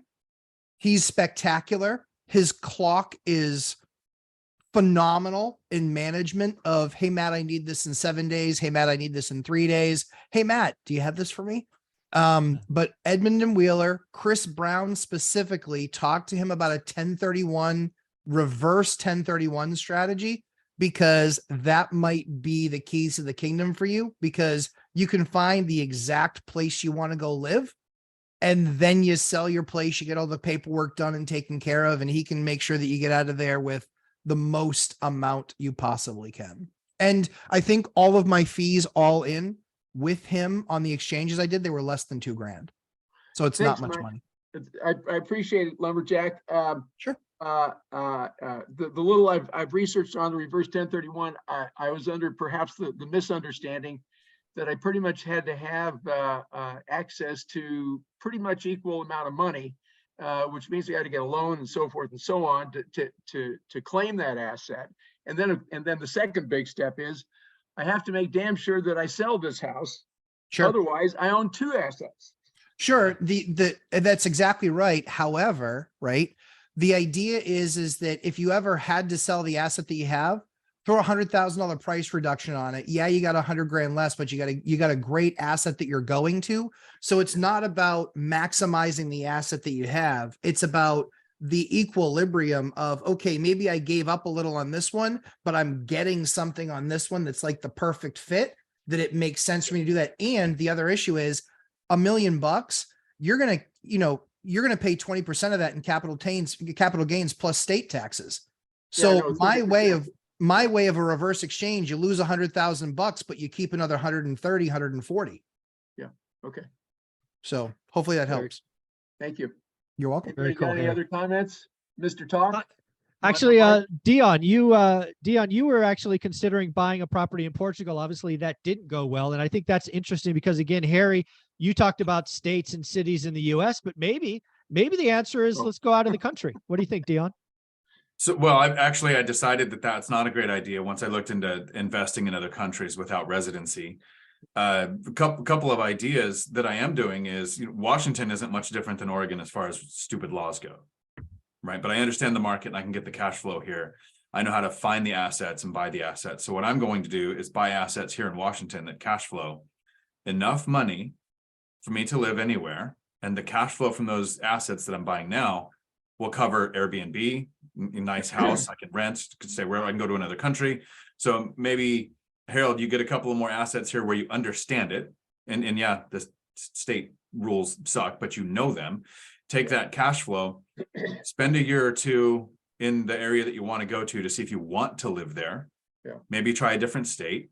And if you're moving out of a state like Oregon or Washington, where the poison of bad legislation spreads to the entire state, and you move to another state that is more aligned with that red color you're looking for, I would avoid the cities. Yeah. Because the people that move from the states where they voted in stupid laws move to the other states and move into the cities. When I first moved to Washington, it's still technically, this is a red state. Yeah, that's 30 right. counties are absolutely red. That's right. And like a couple are so populated that this is a blue state. Yeah. And that doesn't mean that it's a deal breaker, because remember, appreciation in blue states is better than appreciation in red states almost 100% of the time. So it's not a bad play. It's just you have to know the laws. And some things like in Oregon, I was talking to some investors at the Action Summit yesterday. They didn't know their local laws. They just thought Oregon has rent control. Well, not if you're living in a unit of your small multifamily. And everyone says in California, oh, we have rent control. Well, not if it's a single family in your own name, right? If you learn the laws and you know the ones there, I think you can invest successfully, add the cash flow that you need to live anywhere you want without having to own. Interesting. Another parameter is the, well, I'll call it the business model. I haven't had that many tenants, but almost every single one of my tenants has been total pigs. And on that basis, it's cost so much to clean up a nice house that I've just recently switched to midterm furnished. And I just started. And so until I put the house back on the market, it's not totally representative because this is high season, but starting June 1st, I'll be getting $5,250 a month for a house in an ADU. So So Harold, I just put a website in the chat. Okay. That if you go to that, it shows you the per diem rates in each county of every state based on the month of the year.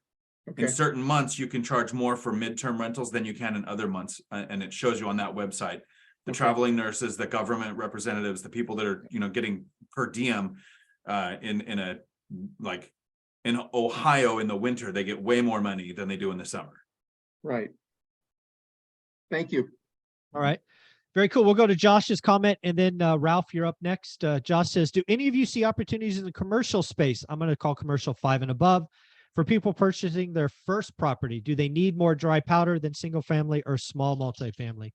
Obviously, any of us can answer this. I think. Why don't we'll go to Matt first? I guess you play in the commercial a little. Yeah, yes, you'll see opportunities coming. Yes, it's going to be a scary time because a lot of their stuff that's coming is coming off of 3-year or 5-year debt. And so it's resetting. So debt 5 years ago, I was getting 5.75, 6. And so if it's resetting now, it's 7 to 7.5. If it was 3 years ago debt, I was buying at 3.75 and now it's 7. So it's about that cash flow. So yes, there's absolutely opportunities. I wouldn't shy away from it being your first deal. However, I would be going through the process and working with localized banks or a DSCR lender to make sure that you're in position to be able to pull the trigger, because most commercial assets are bought on a handshake. A lot of those commercial assets can be bought on a handshake because it's a different process. It's not about necessarily the value of the asset. It's much more about the cash flow of the asset in a lot of cases. Yeah, what I would tell a brand new investor shopping for their first one is you can absolutely be like Arnold Schwarzenegger and house hack your first property. He bought a 6-plex in Southern California. So you certainly can do that. The financing is very different. I don't think enough people realize that. Even if you were doing a conventional loan for residential, you probably could find a way to get in for 20% down if it was investment and 5% down if you were owner occ. You're not going to get into a commercial deal today for less than 35%. It's just the lenders are so tight and so scared. Most buyers, including Matt and I, would very likely have to put 35% down today, given how nervous people are.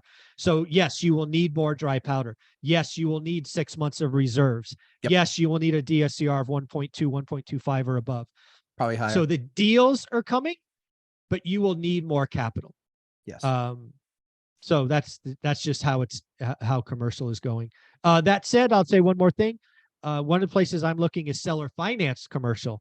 And at that place, if they own it free and clear, you can negotiate whatever you want. But if you're going to get bank money, 35% down, 5 to 7 year terms, because you can't get 30-year fixed rate debt, and you'll need reserves and things of that nature. So that's what I would share with Josh. So Ralph, I think you're next. Ralph? Thank you, Mike. Yeah, I have a question regarding my situation is I have a rental in Kern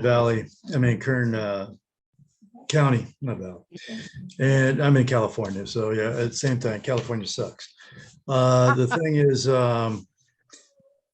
where the house is paid for, and I asked this question before on other it wasn't on a Zoom, but it was just more of chat. But try to find out it's paid for 200K, roughly. Let's see, I'm getting 1,000 rent right now, still low. I'm bumping it up because like Dion, I did do my research. I'm not an LLC, so I could bump it up. I'm not limited to 10% tops or whatever, the CPI and all that. So I'm doing like $50 each time every 3 months. So I'm not getting crazy on it, but I'm trying to get up to about 1,200. And that's a fair market value where I'm at. So to be prudent for me and also fair for them, I'm not trying to kick them out. But so that's where I'm at. I figure I got about 140 possible of equity that I can use.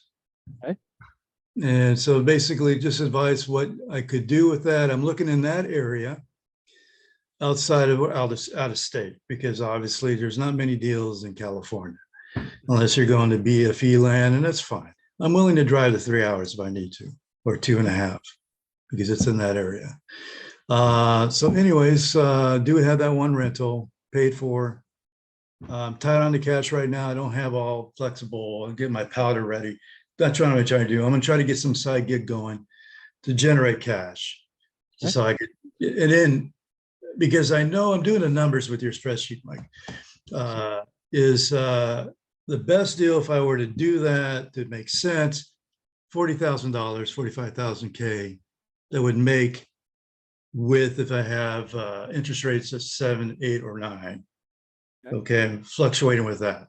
If I paid with a conventional loan versus a home equity line of credit Right. with the rental. So I'm playing with the numbers versus what it would have been back in the day when things were really crazy low. Oh shit, I could have bought a hell of a lot more, Right. played with more, but it is what it is. So it's either, that's where I'm at. Just advise what you guys would think is a possibility.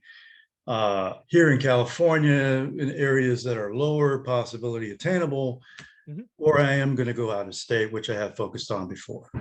Okay. Well, Deanne, why don't you go to first? You have a brother who plays in Kern County. Why don't you talk about that? So actually, when it comes to recycling the capital and doing something with your equity, I'm gonna let Matt and Mike attack that because that's more their thing, right? I don't want to dissuade you just because that's not what I do. But the first thing I would do with that rent is, have you considered the binder strategy?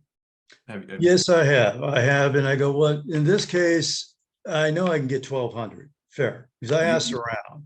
You may And be so I'm shocked bumping- that the tenant asks for significantly more than $50 increases. Like I've never had a binder yet. I think my smallest one, when the tenant bindered me, was 155. On average, they're $350, $400 increases all at once. Oh, I hear you. Yeah. This is the funny thing. When I bumped it up, because they were the property management company, which is like the only one around the area, really. They called me back and said, dude, you sure you want to do that? Because I normally don't call managers, our customers, because you had this guy for like 7 years. It's a family. And I'm thinking, no, I got to be prudent. And I go, where are they going to go? Right. So that's exactly it. Because So I just did a it's gonna be 1 hour a pain in consult the ass other for them day. to find something. I did a 1 hour consult the other day with somebody who literally sold a couple of properties because their property manager convinced them that you don't raise rents on Section 8 tenants because then the tenant can't afford to live there. The property manager isn't the person that knows how to set rents. Not every time, not every case. Sometimes they have a business model where they want to create tenant turnover because they make more money. So they're all about jacking the rents up. And sometimes they're like me, they're super lazy, but they got a business that runs itself. As long as the tenants don't move, they don't have much to do. So do they care that they're not making another $20 or $30 a month, but because they're costing you $300 or $400 a month? This is your asset. Right. To area average rents, set rents, not what the tenant was paying last year. Agreed. So we'll go to Mike first. Let's pretend, Mike, for a minute, you had a bunch of equity in your house tech, which I'm sure you do. I think you got a home equity line on that. Why did you do that? Why did you use that for your Burr project? Why don't you kind of paint the vision for Ralph about why you took a home equity line, why you use that to buy something out of state, and kind of close the story, because you've kind of done this recently. Sure. Yeah. So I, understand your frustration, Ralph, and appreciate you being here. Using a home equity line of credit is an incredibly powerful tool to help you get to where you want to be faster, but it doesn't come without risks. When I took out that home equity line of credit in 2021, interest rates were 3%. Prime rate was like 3%. Well, now the prime rate's 9%. So you're going to be paying a lot more money in holding costs. That doesn't necessarily mean that that's a tool you can't use anymore. You just need to know that ahead of time, what you're going to be paying to use that tool, to use that money. But what I did, and this is why I encourage people, and I made a video recently about how to use a HELOC to buy more rentals. You need to have an exit plan. You need to have an exit strategy where you can convert your variable rate debt into fixed rate debt. Because if you have variables in real estate investing, that's what's going to get you into trouble. And so what you want to do is you want to try to set as many of those variables as possible. So for me, I bought a fixer upper, fixed it up, did a cash out refinance, fixed the debt, made some money, called it good, did it again, called it good. Now I'm doing it for a third time and I got a fourth one in the pipeline. Using a home equity line of credit is fantastic, but it's not for everybody. And as far as looking at, staying in California versus going out of state, I don't want to be negative on places that people invest, because there's people who in any market in the country, there's people who are doing it right. There's people who are doing it wrong. So you got to copy what the people who are doing it right are doing and just paste that into your own life, figure out how to do it. But unfortunately, sometimes it seems, and I've noticed this trend with what Nohe said earlier, with what you're saying, with what Harry said, there's some markets, they might just be not worth the effort. It's just not worth it. And again, I don't want to be overwhelmingly negative, but I was having this conversation with Cody and Christian last night, and we were talking about the fact that you get to bet against the government and always win. It's like going to a casino where the house always loses. You know what they're going to do. You know, as much as I do, our taxes are going to go up or down in California.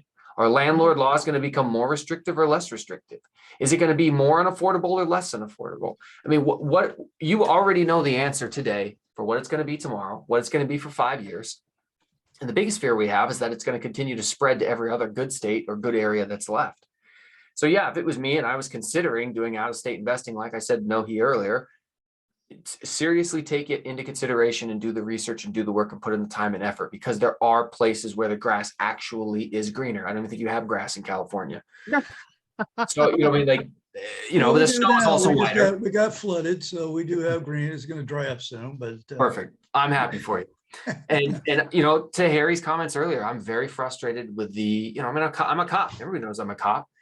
I mean, I can't even tell you how many felony level cases that I hand to prosecutors for a guy that just shot at me or shot at somebody or killed somebody. I'm not on YouTube. It's like, I have put murderers in prison who got out on bail within a week and they're back on the street for their second offense.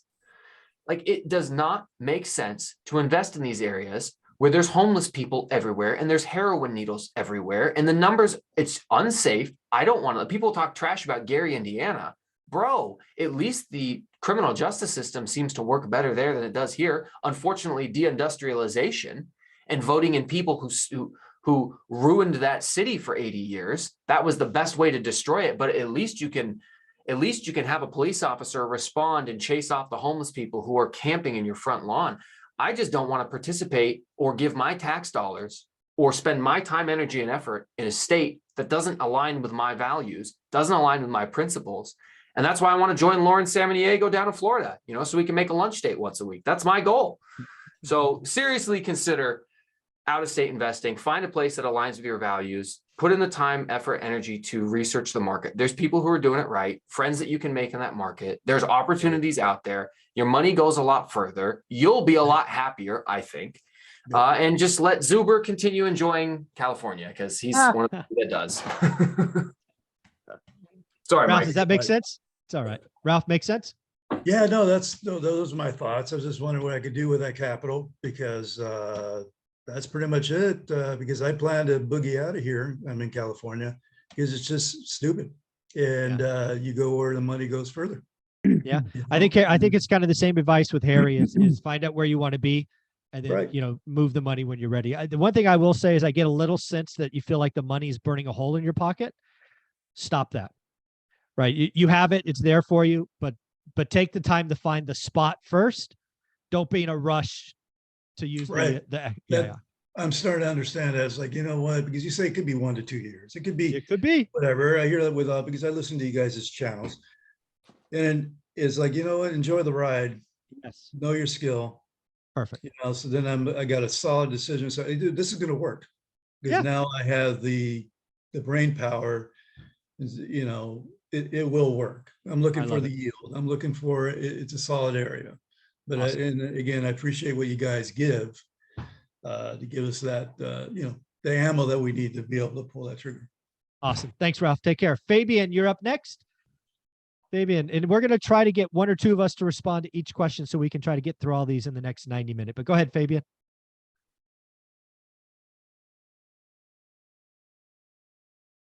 Fabian, can you hear me? Nope, Fabian's gone. Nishant, you're up next. Let me try to be quick. I have 2 questions to ask. Sure. I bought about 10 units or 7 properties started in 2019. All the credit to One Rental at a Time. I think I stumbled upon it and that blew my life away in a good way. Good. So I bought some of the value adds as well. And I'm particularly asking about one property that I bought in new build that I bought in 2019 for about 380K in Austin, Texas. Most of the times I invest in Austin, Texas. All the 10 properties are in Austin, Texas. Okay. So I bought this guy at 380K at 2.6% interest rate. Nice. And it's 10 minutes from 20 tech companies. Yeah. Last year it went up to 650 and now it dropped back to 585, I think. Sure. there is a lot of trapped equity in it. I'm trying to see if or strike a balance in between keeping the 2.6% interest rate versus selling it away and bringing back the trapped equity. What do you recommend? Well, I think there's a couple of things you have to worry about Austin, because Austin is one of those markets I've looked at over the years. I'm going to guess, if it hasn't happened to you already, it's going to happen this year. Your property taxes are going to go up crazy. A lot. Right. So your cash flow last year won't be your cash flow next year. Has that happened already, or is that still coming? It has happened already. Even with that, I'm cash flowing a little bit, but not by a huge amount. I bought So it as a now- home. So now you Go have ahead. trapped equity with no yield or no cash flow. Yes. Right. And knowing what's going on in Austin, there's a chance. Now you may have bought it cheap enough, it won't matter, but there's a chance it'll go negative. Right. So let me just answer that question. If you happen to be investing in Austin or other states where taxes get reset on non-owner occupied property and your positive cash flow goes negative, my rule of thumb doesn't change. Never own an alligator, never own or create an alligator property. So the answer in that situation is sell, in my opinion. Now you're still cash flowing. So, there's at least the opportunity to kind of look at is an equity line an option to get some of that. But again, that's probably, again, I don't know your numbers. That's probably going to force that to be negative, because I want all the debt on the property to be on that property. I don't like people confusing themselves saying, hey, I took the 100K out of this Austin property and it's now negative, but then I moved it over here. And if I put them two together, it's positive. That's nonsense. So in my opinion, again, the little that I know here, the answer probably is sell to get the equity back. Then the question becomes, do I take the cash, pay the taxes? It sounds like it was a home for you, so maybe you live there. I don't know. Then you could, the federal government gives us 250K single, 500K tax-free if you live there for more than 2 out of the last 5 years. So if you could sell it and profit tax-free because it was your home, it's a no-brainer in my opinion. So I'll stop there. I have a question. Sure. Nishant. So how much did you buy the property for? I bought it for 380, So 380. And what's the interest rate? 2.6%. Okay. If the house next door on the same street was exactly the same, and right now today it was for sale for 380, and you can get a loan for that interest rate, would you buy it? Yes. Then why would you sell the one you have? Everyone says trapped equity. And remember, equity is the ability to add debt to an existing asset or sell an asset on something you would go through the effort to buy. So yes, you can, and that's why I like that there's the 4 of us. You can recycle capital, and you can maybe take out a home equity line of credit like Millennial Mike, or you could get a second mortgage, so you leave that existing mortgage alone, or you can sell, but then you lose an asset you would buy right now on an interest rate you can't get at a price you probably can't get. So I've been in the same situation several times. I sit back, and as much as it sucks, continue to save the down payment, hunt for the next deal without touching that thing that you would buy today that you're considering getting rid of because it's such a good deal that you would sell it because you can't find it to buy again. So, I mean, I wish there was like a clearer, yes, Zuber's right, Matt's right, do this, but I'm on the other side of the fence, and I think both strategies can work. Yeah, thank you for answering that. Yeah, both of the strategies that made sense to me. Yeah, I definitely understood what you guys are saying. I can go to second question. Sure. Is it better to claim property depreciation in taxes? Because I tried to claim the depreciation in my taxes, and now I went to a bank for pre-approval for the next deal, and they kicked me out. So I already have claimed some of the property depreciation on my taxes, and how can I fix it? Or is it good to claim that? Go to a smarter bank. Yeah. Yeah. Seriously, the bank doesn't know what they're doing when they look at it that way. They're very often, they don't understand that type of a strategy, a depreciation strategy. So I would, and what I always talk about, and what Dion always talks about, we always shop banks. I mean, I just keep on ending up usually with the same bank. However, they're giving me whatever the best rate I could get somewhere else was. So I shop them, and they know I'm going to shop them, but they still want to stay together. because they know my assets perform. So I think the biggest issue you probably have there is the bank Yeah. itself. So there's two things on this topic. One, as I keep trying to say on the daily financial news, lending is about to get tight. Banks are going to look for reasons to say no. So they're going to pick anything they want to say no. So that bank doesn't want to lend. So they're going to point at something stupid, to Matt's point. Second, you have to claim depreciation. It's part of the tax code. You can theoretically ignore it, but then your CPA, who I'm guessing is doing your taxes, is not doing his fiduciary duty. Exactly. That's a big no-no. Big time. Yeah. So claiming depreciation is not an option. You at least have to straight line it. You can avoid doing, bonus and all of that. But don't play games with your tax return. So you do have a little bit of control. You need to find a lender that takes depreciation out of the correct, equation. backs it out. Yep. And like got it. and like Zuber said, there's no benefit to not taking the depreciation, because if you ever go to sell, the IRS assumes It's gonna full ding you. depreciation was Absolutely. utilized. Oh, okay, got it. But the Yeah. thing you do have control of is your expenses of repairs and maintenance. I always make sure my CPA knows I want to remain bankable. When I have big repairs, they might say depreciation has kept me negative. But if my repairs ever got large enough to make me negative, I might not claim all of those as an expense. You have to do depreciation. You do not have to claim every single expense as a write-off. But that's usually not the problem. It's finding a lender that will take the depreciation out. Got it. Yeah. Thank you for answering that. That's all I have. Thank you so much. Awesome. Thank you, buddy. One rent at a time. All Mike, right. Fabian's back. Oh, Fabian, I'm Yeah. sorry. Fabian, I skipped you, or you dropped off. Fabian, He you were dropped around? off. He's back now. I'm sorry, technical No, problems. It seems that my first investment needs to be a new laptop then. All right, Fabian, go ahead. All right. Well, first of all, thank you guys. I mean, there is a wealth of knowledge that you're sharing here, and probably my strategy. I'm the newest of the newest here. I have just one rental, but a forced landlord moved out of state from Florida to California. I know, big mistake. Yeah, silly me. And anyway, living in Silicon Valley, big mortgage, of course, here recently. No house hacking opportunities. So, Sure. But basically, good enough paid job. Trying to, I'm in my 50s. No chance to retire early, but I'm trying to retire decently. Let's put it that way, right? So cash flow is my my goal. Out of state, of course. So other than that, and other than this little one rental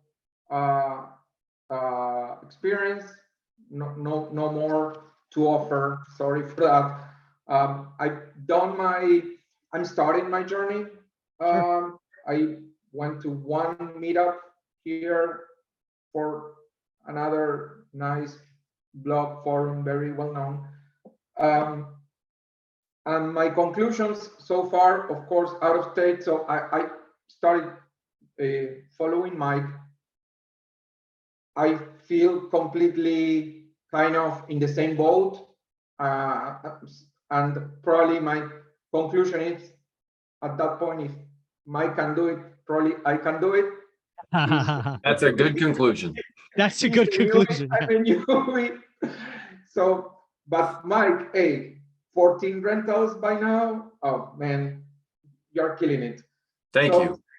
Yeah, no, I've learned a lot from your journey, but now I'm feeling that you guys have too much experience.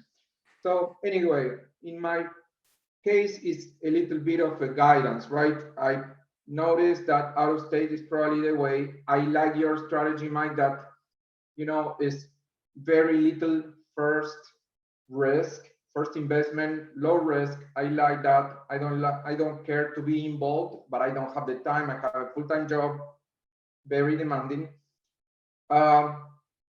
my other properties in Florida, so I'm not scared about having a property manager, you know, doing things for me. But usually, I'm the one who negotiates the new rent, and I have a very good experience and relationship with my current tenant. Just to put it mildly, she pays upfront the 12 months cash. Nice job, dude. So so probably I'm spoiled with that experience. But Yeah. I think that low risk, uh, maybe turnkey initially, or BRRRR strategy or rehab, and hold it. I don't want to do a flip, or probably don't need to refinance immediately. Right. I'd like to, and obviously I love the math strategy in terms of, you know, trying to find deals for everything. From the other day, as you put it, Matt, buying a fridge or all the replacements for your stuff that you need to be replaced at sale cost, and put it somewhere and store it in storage, to everything else, right? So but initially you need to start somewhere. Yeah. So, Fabian, is your question is basically, where do I start? That's kind of the netted. Probably. Yeah. Probably in a nutshell. So, yeah. So the big question for me, again, we already know you're comfortable out of state, so that's awesome. What I would tell you again, out of state investing is amazing. I believe the first thing you have to think about is, where might you have an unfair advantage? Where may you have resources that will protect you? Because a lot of people go out of state investing because it's cheap, and you can go broke buying cheap. So again, do you have college roommates or friends or past employers, or are there resources out there that you know? If the answer is no, then you have to figure out in your network, you have to figure out where to go, right? Millennial Mike tells the story about, he's doing it in his backyard. He bumps into a mentor. His mentor takes him here. You know, so you've got to do the meetups. You've got to figure out where Fabian wants to go. And I would tell you, the one thing that I didn't like about what Mike did is, he didn't go visit the location until several years later. Some of that's obviously because of the pandemic and whatnot. But I think a lot of out-of-state investors make the mistake of using their spreadsheet as the guide. And I think more people, you need to spend some, you know, a long weekend on the ground. But now Mike's going to go ahead and tell me I'm wrong, and I'll let him do that, because he carries a gun and I don't carry a gun. So go ahead. I would never make a threat here. Yeah. So Fabian, you know, Mike does say all the time, he's like, you know, you should go visit the place you want to invest in. There's nothing wrong with that. That's not a bad piece of advice to give. It's good to have knowledge about the market. I talk all the time about the network of other investors. The other investors I talked to had visited the area, and they were able to relay what they had learned and found to me. The turnkey provider that I called and spoke with, that Dion has now met, well, they're experts who live in the city. They live in Gary, and they have flipped hundreds of houses in the city. The agents that I spoke to have been there. Now, it can be a little tricky with agents because they're oftentimes very motivated to close a deal and overlook things they shouldn't. But yeah, you want people that are trusted boots on the ground, because even if I had flown out to Gary before I ever bought a property, well, the odds that I happened to drive down the exact street the property I was going to buy was on, very small. And that's why it's important. I think the number one thing you need to do if you're looking out of state, Fabian, the number one thing you do is build a team. And that team starts with a network of other investors. So if you want to pick a market, let's say you've just landed on 3 that you're interested in: Northwest Indiana, Tulsa, Oklahoma, Birmingham, Alabama.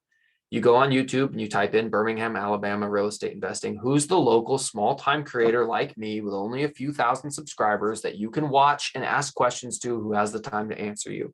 What does that guy say in terms of who to use as a property manager? He's going to put you on the path that will help you build the team so you can do it. I would not start with a BRRRR project. I love the BRRRR project. I think it's fantastic. But I would start with something that is more turnkey. It doesn't necessarily have to be 100% turnkey. It could be 80% turnkey. And maybe once you move in there, like you know, okay, I got to do a little bit of landscaping, like small something, but your strategy isn't to do a larger repair so you can time the refinance at the new ARV. But you could buy something that's 85, 90% turnkey, you know, and maybe you've got to put in a new toilet and do some landscaping or paint some of the walls because they're just left over from the last tenant, like something minor like that. Not a problem. You don't have to buy 100% turnkey. The other thing that I think I do that's a disservice to people is when I talk about my mentor, because I love to give credit where credit is due. I love to compliment people on how they've helped me out. But I think that sometimes I convince people that my mentor held my hand, taught me how to underwrite deals, and showed me step by step how to buy a rental. That's not what happened at all. The guy that I met only started investing in Indiana because Zuber turned him on to a turnkey provider in Indiana. And then he kind of kept messaging me back and forth for a long time. Hey, you should consider it. You should consider it. And I watched him grow this portfolio. And all I did was say, okay, who's your turnkey provider? Okay, who's your property manager? And I just called and talked to those people. That's it. He never showed me how to write a deal. He never introduced me to contractors. After he introduced me to a property manager, they introduced me to more people. So it doesn't have to be, I don't want people to think I can't invest at a distance without a mentor who's going to do everything for them. That's not how it works. But you need some friends to bounce ideas off of, to get their opinion on it. A second set of eyes that's an educated set of eyes for that area. Yeah. The one thing I would close on that, Fabian, and Mike and I talk about this, you need somebody who's going to tell you bad news. Bad news doesn't get better with time. And that's where I see most out of state, out of area, and frankly, local investors who use property managers. The property manager, real estate agent, contractor, they're all just kind of telling you half truths. I want somebody to tell me, gosh darn it, the tenant's parking on the lawn. We got a problem, you know, whatever. So again, bad news. And I think, Mike, your battery's dying on your computer. I'll swap it out. All right, Fabian, that helped you, right? Correct? Thank you very much. Yes, All right. very helpful. Awesome. Mark, you're up next. Mark. Hey guys, thanks for putting this on. And I actually didn't know Mike was on the job. I knew Dion was, but I'm over here in mini California, aka Connecticut. So I could definitely relate to a lot of the stuff you guys are saying. That's hilarious. That's Yeah. right. Good to have another East Coaster here. Yeah.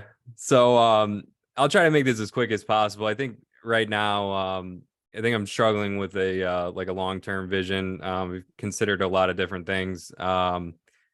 I fell into my first duplex in 2016. I was 25. I had no idea what I was doing. My dad owned the property and he thought it'd be a good idea if I bought it from him. So I did. And I started taking it things more serious in 2020. So I was actually able to land a quadplex right down the street from it. So right now I have 6 units. I'm living at the quadplex with my wife. I guess where I am right now is I'm at the point where our family is growing. So I'm looking to transition out of the house hack into a single family. I don't want to tie up a bunch of money in a down payment on a single family. So I'm considering doing like a live-in flip. And I know, or I've read that the tax benefits of that, if I live in it 2 out of the 5 years, when we go to sell it, you know, I could make out on the capital gains. Absolutely. So I guess what I'm getting at is I don't want to tie up the money that I'm saving right now, which I would like to continue to grow my portfolio. So, you know, like I said, I'm getting at a point where that money's either going to go towards a single family house and, you know, do I take a HELOC so I could get at that, whatever that down payment is, if it's 50, 60,000, so that I could, you know, also purchase another multifamily property. And if I do that, like I just said, I'm in Connecticut, which is mini California. You know, when I look long term, I don't want to park money in a state where, you know, I'm looking at what's coming out of Hartford right now, and it's a little concerning as a landlord. So long term, I don't want to be in a state like that. So that kind of puts me into the out of state investing realm. And do I stick with multifamilies because that's kind of what I'm doing now, or do I venture into a different asset class like a mobile home park or something? You know, you start getting off in all these different directions, which, like I said, makes it difficult to get some type of plan in place. You know, I don't want anything strict, but just have an overall plan, you know. The first question I have for you is your wife on board with the live-in flip? Yes. Yep. So I'm going to say it back to you and you're going to tell me. So again, what I hear you saying is she's up for buying a single family home that needs work.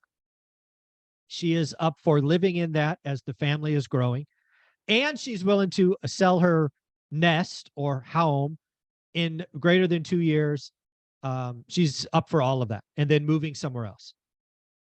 Right. I don't know what the time, I just like the 2 years as minimum, so if we, Has to be minimum. if we land something that we like, maybe we stay there 10, 15 years. I think Okay. just having that ability to sell within the 2 out of the last 5 to make out on the capital gains is I think is a good thing to Oh, have. I think it's a genius move that frankly most people don't do.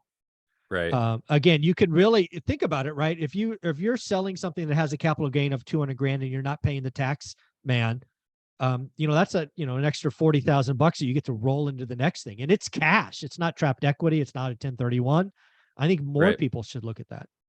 Right. Yeah, right now, I actually, because I did get the properties before the pandemic, so I have a decent equity position in both houses. And again, the hardest part with me right now is getting the money for a down payment. I like the commercial aspect, the small multifamily commercial, but getting the money to get into that, I think, is the challenge right now. So I've been just, we're house hacking, so I'm able to save Yeah. pretty much all of my W-2 every month. Nice. So I've just been trying to stack that. We've been doing pretty good. I have a decent amount of savings right now, about 50. I want at least 20K of that for a cushion on the properties that I do have. But I have a 65K line on the duplex.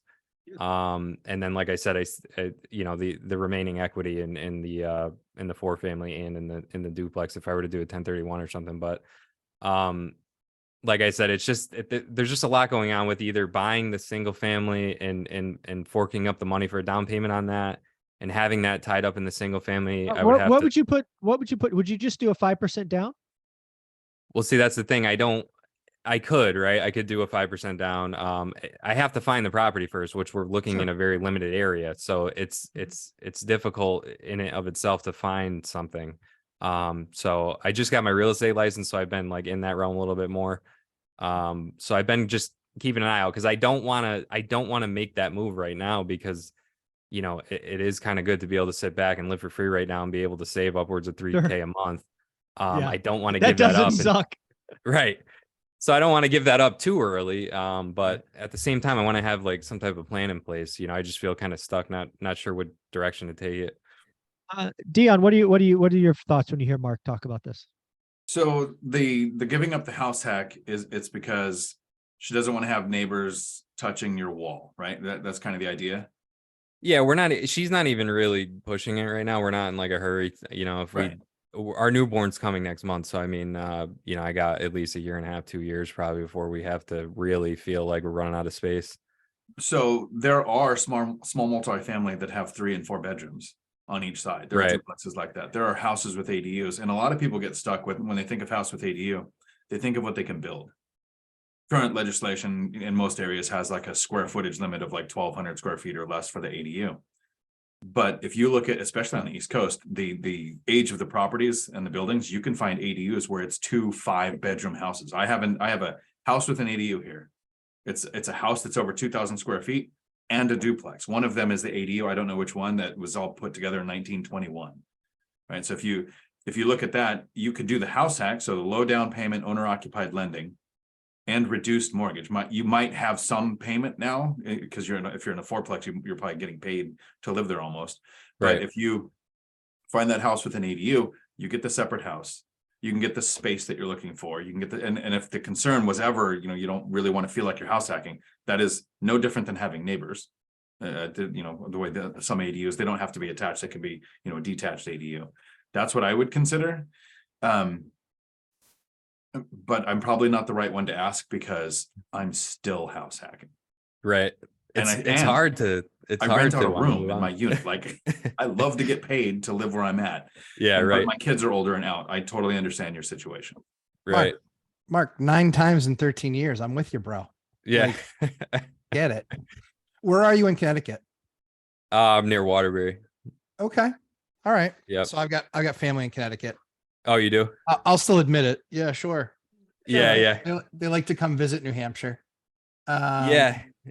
But that's the thing is like New Hampshire.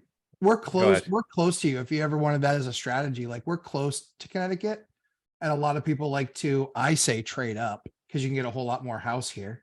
Right. It really just depends on what's keeping you there in Connecticut, because it's like I can get to pretty much any part of Connecticut in 3 hours. Right. Yeah, no, I would, and my wife's on board too, but we would totally leave Connecticut if we could. It's just our families, all of them are still alive. Family It's unit. hard to Yep. just pack up. I And get like it. I said, I get it. I've been on the job now for 10 years and I could transfer down to Florida easy. I mean, everybody needs cops everywhere. So Sure. but I guess the family just kind of keeps us here. I So get it. Totally get it. Yeah, I think I'd be looking at a detached house hack. That's what I would be looking at. I mean, the money's addicting. The amount of money that goes towards your active duty, right? yeah, just cop. Yeah. The reason I ask is because you probably want to, if you can get out of that role a little bit earlier before things get more crazy, like not the worst thing. And that's going to come from having, a hack, and I think that you can have all the life that you want. It's going to be a little bit unique, but to Dion's point, DADU, ADU, granny flat, all those other different options where it might be, I mean, I bought 3 properties in the last 24 months that were 2 buildings on the same property. Mhm. And they're no closer than the neighbors are to them. Yeah. Right. That was my last deal as well. It was 2 and houses on one lot. And it's Yep. it's fat, and the money's fat. Like the money's, I mean, I basically bought a building with 2 duplexes on it. They're as close to the neighbors as they are to each other. And for some reason, the agent thought it was a brilliant idea and said, well, because they are on the same lot, we should probably reduce the price. I was like, then at least price it like a 4 unit, you dope. Like, I mean, it was like 2 discounted duplexes. And so that building makes net cash flow of $3,000 a month. And it's in a C class. And it was all because they didn't see that value. So a lot of people don't understand the real value of 2 buildings on the same lot, especially when they're detached. And the fact that in a lot of places in Connecticut, you're close to your neighbor anyway. There's some places where you aren't big yard. It's funny you say that because they're, I haven't bought anything since 2020, but I had to do a rehab project on the Ford family. So pretty much every unit had to get touched and I was recovering from that. But I was looking at 2 pieces of property that were unique, like what you're talking about. Like they had I think a duplex, a fourplex, and a single family all on one, and it was sitting on the market for a year. Yeah. And I was kind of eyeing it, but I wasn't ready to purchase yet. And it sat there for a long time before somebody came in. I mean, I don't know what they bought it for. I didn't look, but go look at it. You'll be blown away at how little they pay per door. And it's right. It's right in my market. So yeah, I mean, I'm going to be annoyed. Yeah, I get it. I mean, that's honestly, I've done 3 or 4 of those deals, like I said, in the last couple of years, and the returns are ridiculous.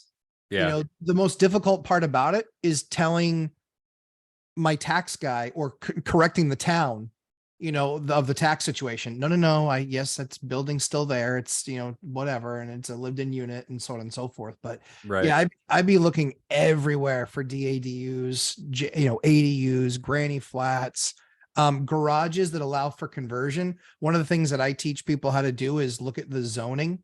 You learn your local zoning and then you start looking for lots that are zoned that way. And then that becomes your target. You start going after those people where it has that zoning, so you can build a garage with a room on top and boom, there you go. $1,500 a month of income that's coming right off the top. Right. So just, anything extra to, I guess pull extra income in to offset the mortgage cost that I would take on by moving. Yep. So I guess focus on that for now. And, once I land that, then look to the next level instead of trying to, I guess, do both at once. You can both get your dream. Like she can have a single family house that you're not house hacking, and you get the love of driving up in your driveway and realizing that off to the right that there's a house there that's making you money too. Right.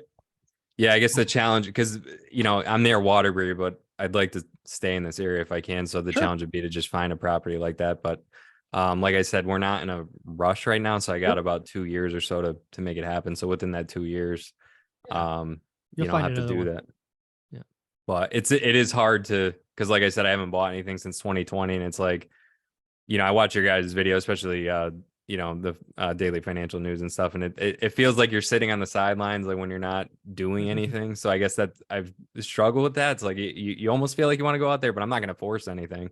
No, Yeah. what I would tell you again is if you are looking at your market every day in your buy box, and let's say your buy box is an odd property, a house, a duplex, and a quad, if you do that activity mark every day, you are doing something. I'm Yeah, sitting right. on more capital today than I have in 22 years. Yep. I look at my buy box every day and I check the box. I looked, I'm good. I don't feel rushed. I don't feel this. I don't feel that because I did the work. So Mark, if you're doing the work, do the work, check the box and feel good about your day, move on, enjoy what you have. So don't Right. feel forced or pressed or any of that. Right. And yeah, I'll just wrap it. I don't want to take up everybody's time, but you know, when you do get it to the point where, you know, say I land the property that you guys are talking about, and the next move was, you know, to get some type of full investment property, so 20-25% down somewhere. Like I said, I'd like to go out of state. I don't want to build the portfolio here. So I guess at that point would be it's difficult to narrow in a market because, you know, like you guys said, I don't have a lot of connections out of state, but I do have like a family friend that's in South Carolina. South Carolina was definitely on my radar to consider. But my wife and I like Florida, near Naples. So it would be nice to grab like a condo down there that we could use or do a short-term rental in the interim. But it is hard to narrow in a market where, you know, yeah, the numbers say one thing, but you know, when you have boots on the ground, it's a little bit different. So they could be two different realities. Sure. For sure. Yeah. So, but all right. Well, thanks guys. I appreciate it. So yeah, that gives me a little bit clearer vision to focus on. So Awesome. Thanks, Cool. Mark. thank you. Jen, you're up next. Oh, wonderful. Thank you. I've been watching your show for a while now. It's so exciting to be here. Basically, I have invested a bit haphazardly over the years. So back in 2007, I bought a property with my husband in Argentina, where he's from. And the reason was that we thought the US market was bubbly, and I was living in London at the time. I'm actually in London now in the UK. Yeah, so I'm bringing some different country stuff, but so we bought it. Basically, it was actually an office. We converted it to residential. We've been Airbnb-ing it since, and it's been okay. Especially at the beginning, it was quite good, but it's declined recently, but nothing terrible. So I have that maybe to help get some cash out of it if we decide to do it, but he doesn't want to sell it, so it's a bit tricky. So there's that, and then you know, the U.S. market tanked. So I bought a property in Boston in 2010. That's where I'm from originally, so Massachusetts. So we're increasing the New England ratio here a little bit, which is good. It's true. It's true. Yeah. So basically, I didn't realize at the time 2010 was the best time to buy. It was sort of Holy cow, was it? Yeah. Yeah. it was I great. wish I had bought more. I'm so We- silly. And in we fact, both when do. when I was 24 years old, I was living in South Boston, which Yep. is the part of the city, and I wanted to buy then. I even have a binder of all like 3 family houses for 150K. Yeah. And my boss was like, "Don't tie yourself down. Don't do that. Don't buy." Again, I was like, "Ugh." Now they're 2 million, whatever it might be, 1.5. Did he And, buy anything? Did he buy anything? Well, funny enough, he's in London now because he's like, "Oh, you're gonna go off to business school. You want to travel?" I was like, "I can rent it out. What's the problem?" He's like, "Yes." So actually, I'm scheduled to catch up with him, and I'm gonna give him a really hard time. You trip. should. Yeah. He's buying dinner. Make him buy dinner. Yeah, he cost me millions. So then I came to London for my business degree. And then I was looking at East Boston, which is like the next one coming, you know, gentrifying. And then I had a real estate agent tell me, this was like 2005 or so. Yeah. I think properties were still cheap, or maybe it was right after the crisis. I can't remember, but he said, "No, it's a terrible neighborhood. You're going to get killed." And I'm like, Jeez. Wow. Boston- Boston's pretty Boston's safe. rough. It was. You know, like my friend grew up in that neighborhood. Like I grew up in the 90s. Yeah. Like the murder rate has dropped. Like Oh, it's my nothing. friend, Yeah. my friend had criminals running through her yard, and we would just keep partying. I mean, like, anyways, so I missed Southie. I missed Eastie. I've also lived in New York, in Williamsburg. I thought it was going to take off. I missed that. So I need anyways, bottom line is, so then, yeah, bought the property in Boston in 2010. I sold it in 2019 because I thought things were getting a bit Oh, yeah. frothy, but Yeah. that was a little bit dumb. But it's only that property, it's only gone up by like 5 or 10% since, because it was a Decent condo. timing. Yeah, decent. Yeah, timing. so I thought, okay, let me take some money off the table. So then I tried to reinvest that capital, and I was interested in like Colorado. I knew that California money was leaving. I also was looking at mainly like beautiful places like Montana and stuff, but I just found they jumped up so quickly. They just moved away from me. They went up by like 50 to 100% while I was looking. Yeah. So that then was finished as a project. So then we bought a primary home here in London. And the great thing in London is that you can just go down, at least before Brexit happened, you could go down the transport like one stop, and a property would be like 100K cheaper, but you could just go to the other neighborhood for like the bars and the restaurants and stuff. And so that's what we did in our neighborhood, and that's worked out well. So we have equity here maybe to work with.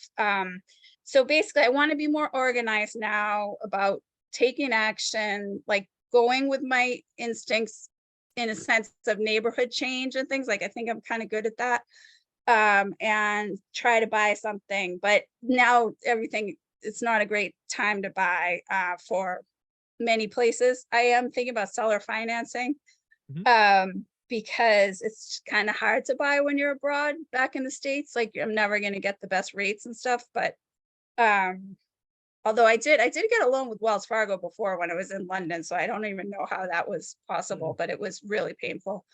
So yeah, basically I'm looking to sort of rebalance. I have too much in equities. I want more in real estate.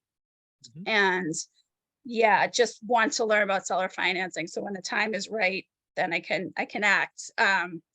So yeah, that's where I'm coming from. So my question is this: with seller financing, like would they, do you think if I have a good credit score, like a great credit score actually in the States, and I've got cash, like would they operate with me even though I'm abroad? I actually have a Massachusetts address, but it's like one of those boxes, like UPS box. So I was wondering if people would transact with me, or do you think that me being technically abroad would make it hard for someone?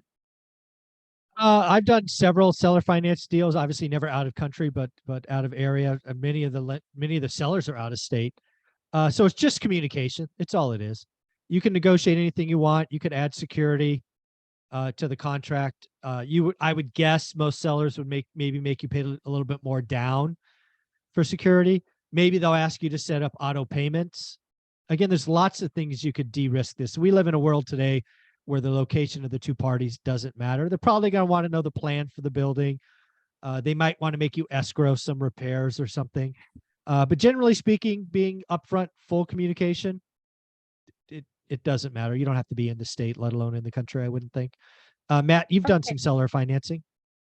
I have done some seller financing. I think there's a few things that you can do. You can do a 50-40-10, with a DSCR loan. I find that makes them, so sometimes the seller finance piece is they don't want to trust you outright, but they'll trust you.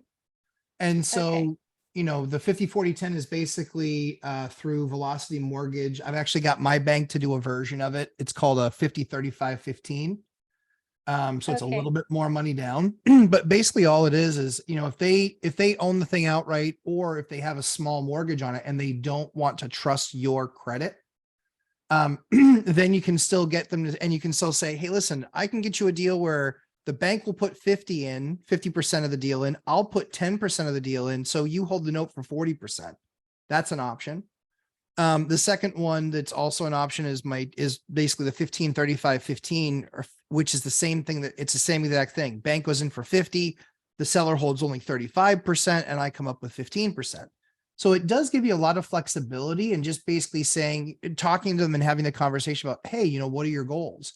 I think that there's a ton of gurus on YouTube right now that talk about all these seller financing deals that literally just pop up 17 of them a day.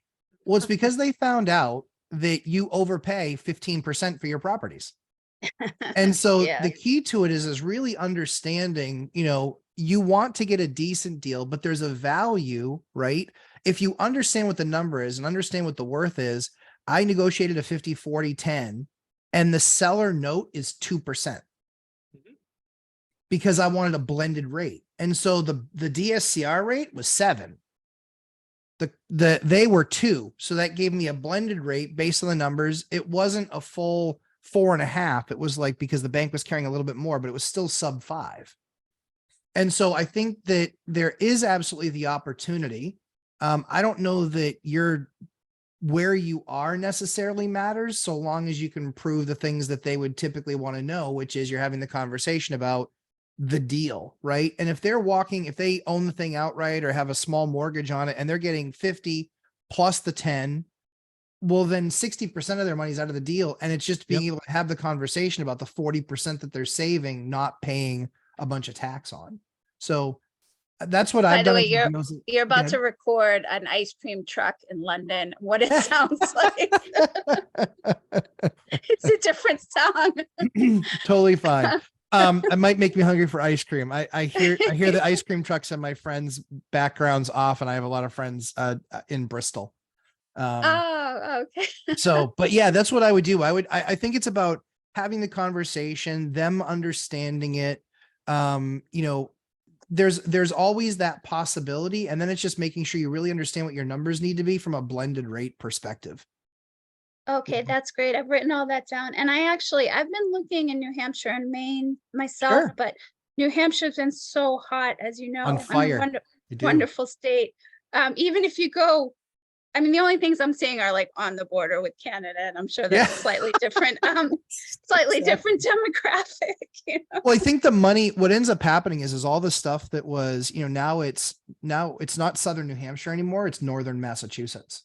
Yeah. And so which people has problems with it. Exactly. Well, and that's the thing is the commuting though. People will commute 60 miles because if you have a $200,000 a year job and you're saving 7% on income tax, we don't have an income tax and we don't have a sales tax. We make up for it in property taxes. So yeah, New Hampshire is poised to be, I mean, the returns are awesome. It shares with it, things of Florida and things of Texas, where there's that no income tax, but they have sales taxes.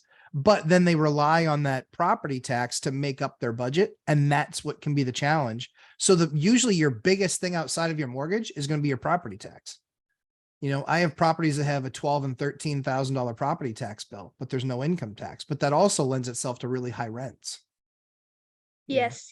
So, okay, well, this is great. I mean, the seller finance stuff is great. This summer, I'm probably going to try to be on the ground more. If I don't get a job, I'm job hunting as well, because I think I can get better loans if I'm back in the market. Sure. So yeah, logically. So basically, if I don't get a job over the summer, I'll probably just try to spend a lot of time on the ground, get to know people, try to know some banks.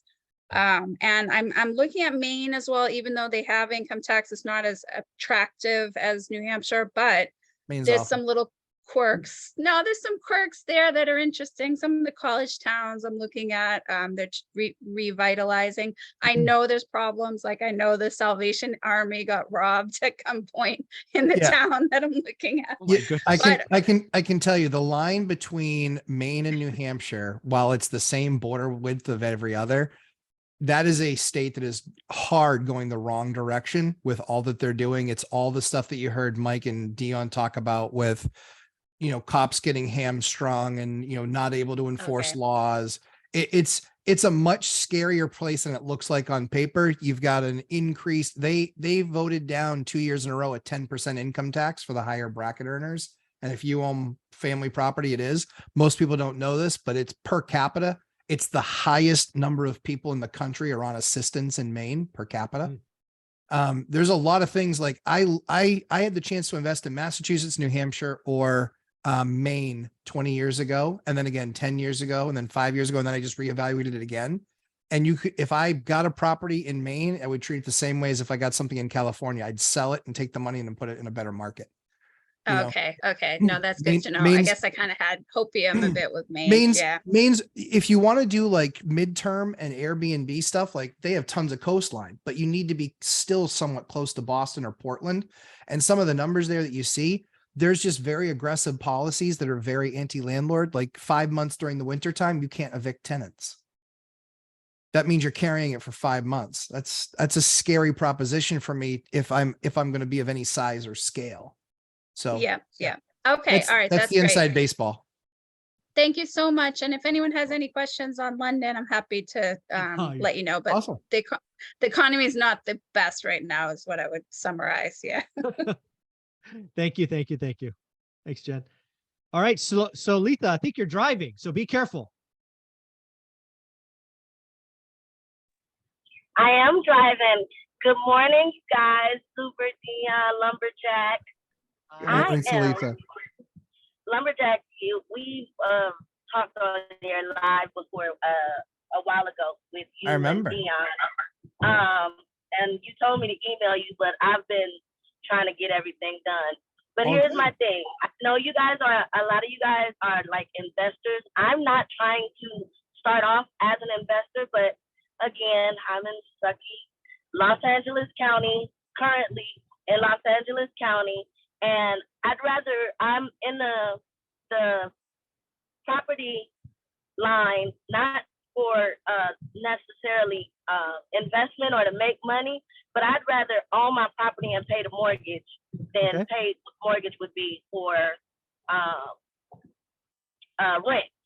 Sure. And here's my thing. I'm finding I'm priced out because the prices are retarded.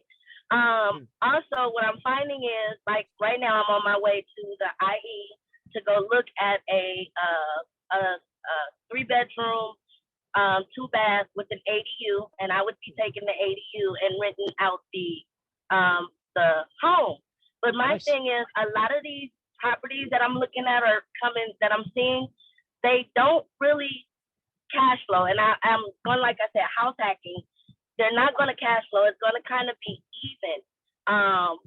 So my question is, like, for right now, is that still a good investment?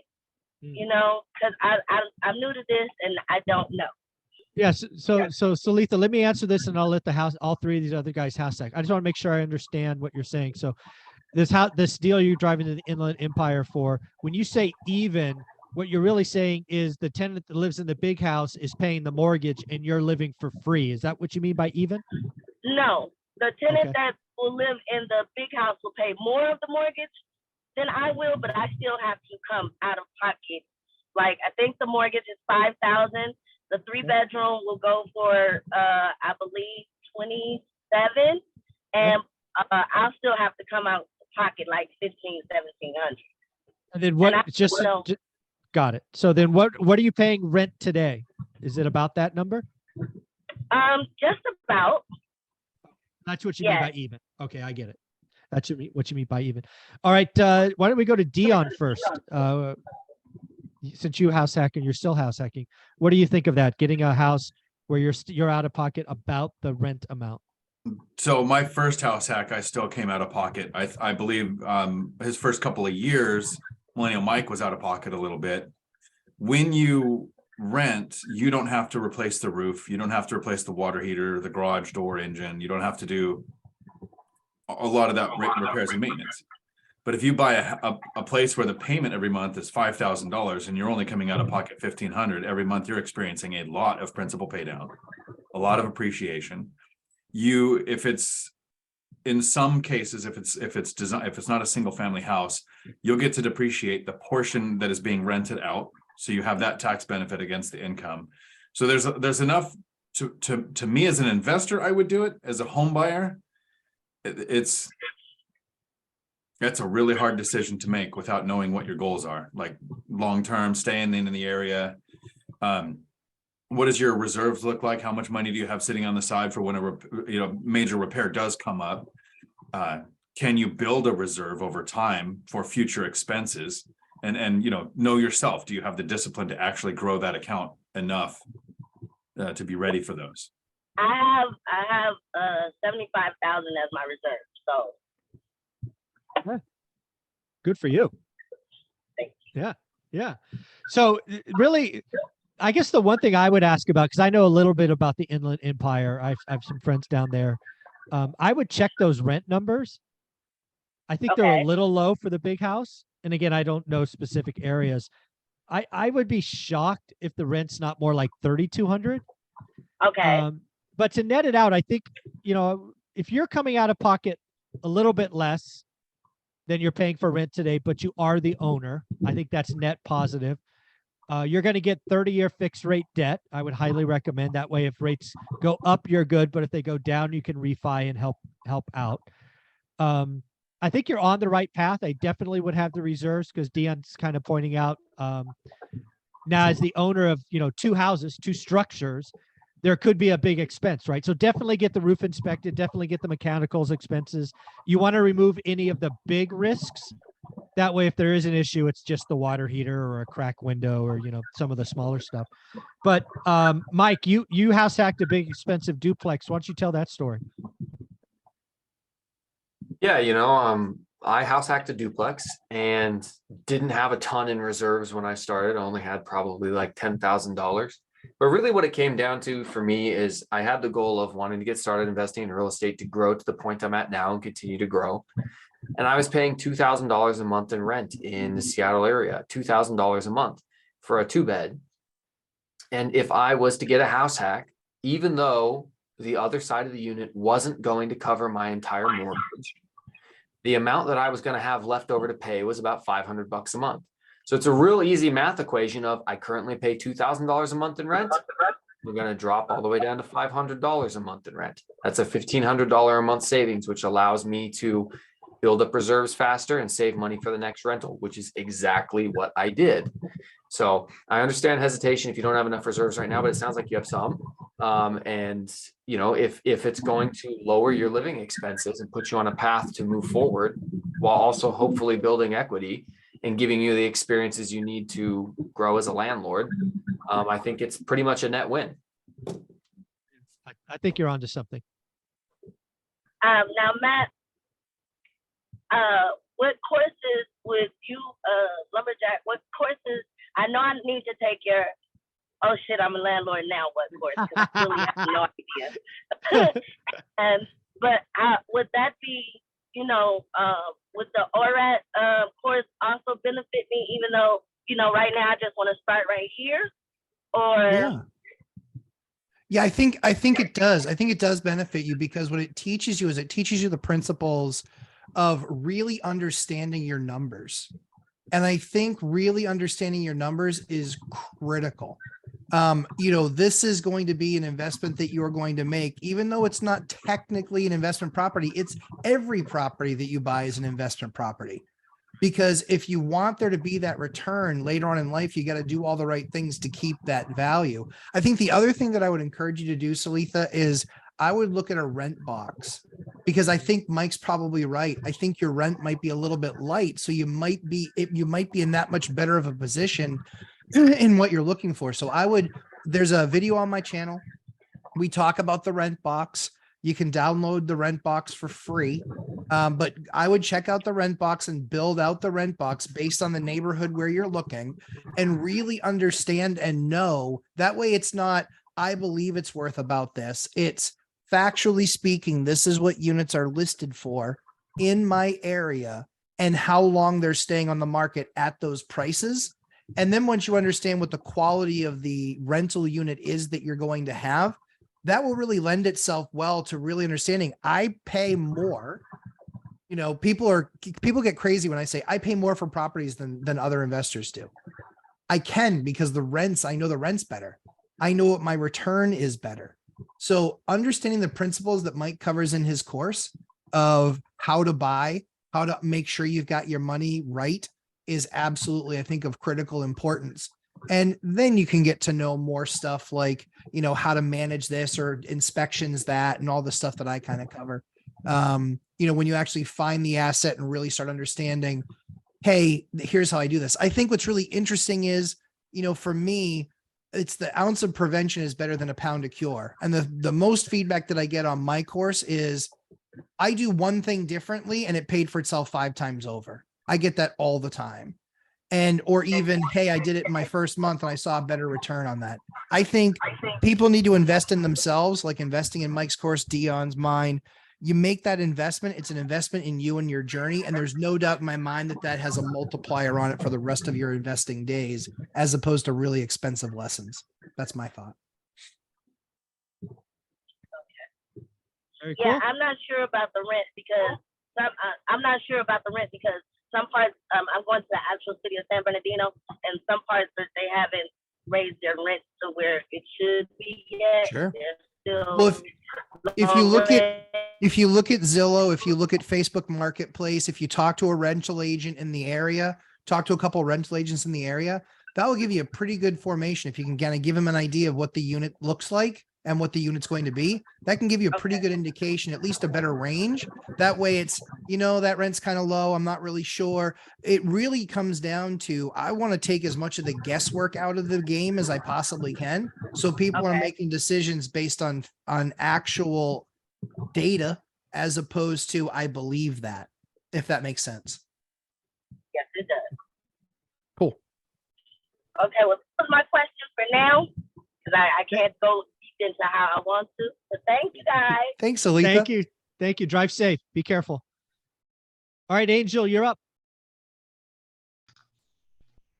Hey, everybody, can y'all hear me? I can hear you.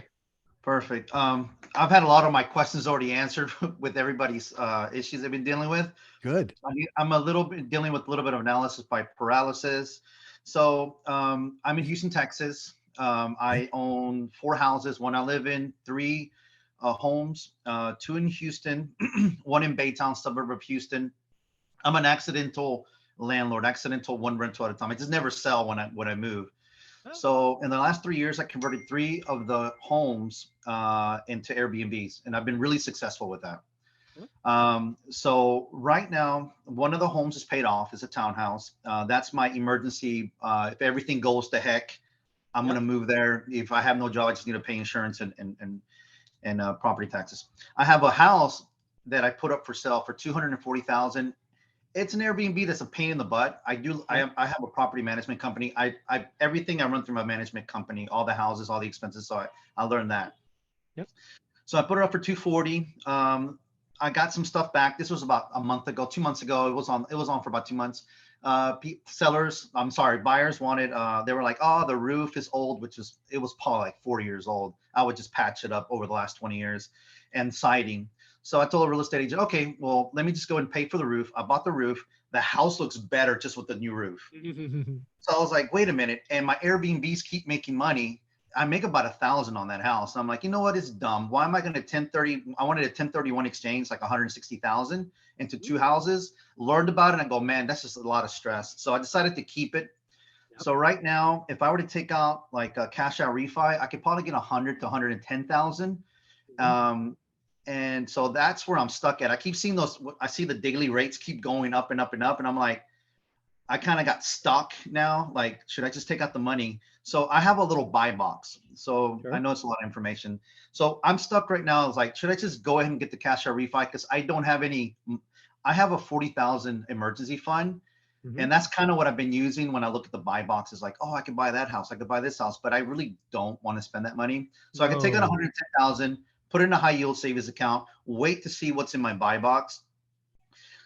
So the first thing is the siding. I got a contractor that told me they can change it for 6,000. So I'm wondering, should I just get the siding changed out and try to get it appraised and see if I can get 110,000, or should I just go ahead and get it appraised, see what comes back, and if it's not enough, then get the siding done? And the second thing is once I have the 110,000, what am I going to do with it? Yeah. So I think there's all kinds of stuff here. Again, I think one thing you might, if this was me kind of back at the beginning, and it was, I don't know that I would do a cash out refi. I think a better answer might be to get an equity line. And yes, I know equity lines are higher, but they also cost you nothing if you don't use them.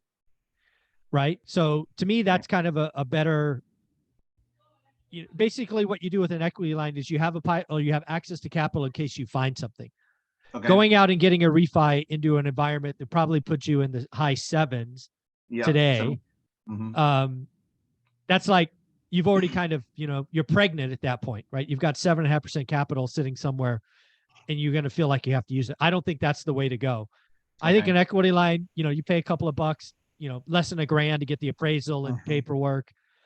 Then you can focus on your buy box. And if you find a deal, then you can use the equity line to get it going. And then if the right answer is to refi and pay off the equity line, so be it. But I think you're trying to juggle too many things. I think you get the equity line so you have dry powder or at least access. Then you get to work on your buy box. I don't Okay. think doing a cash out refi today, given where we are with rates and where I think rates will be at the end of the years, is the right.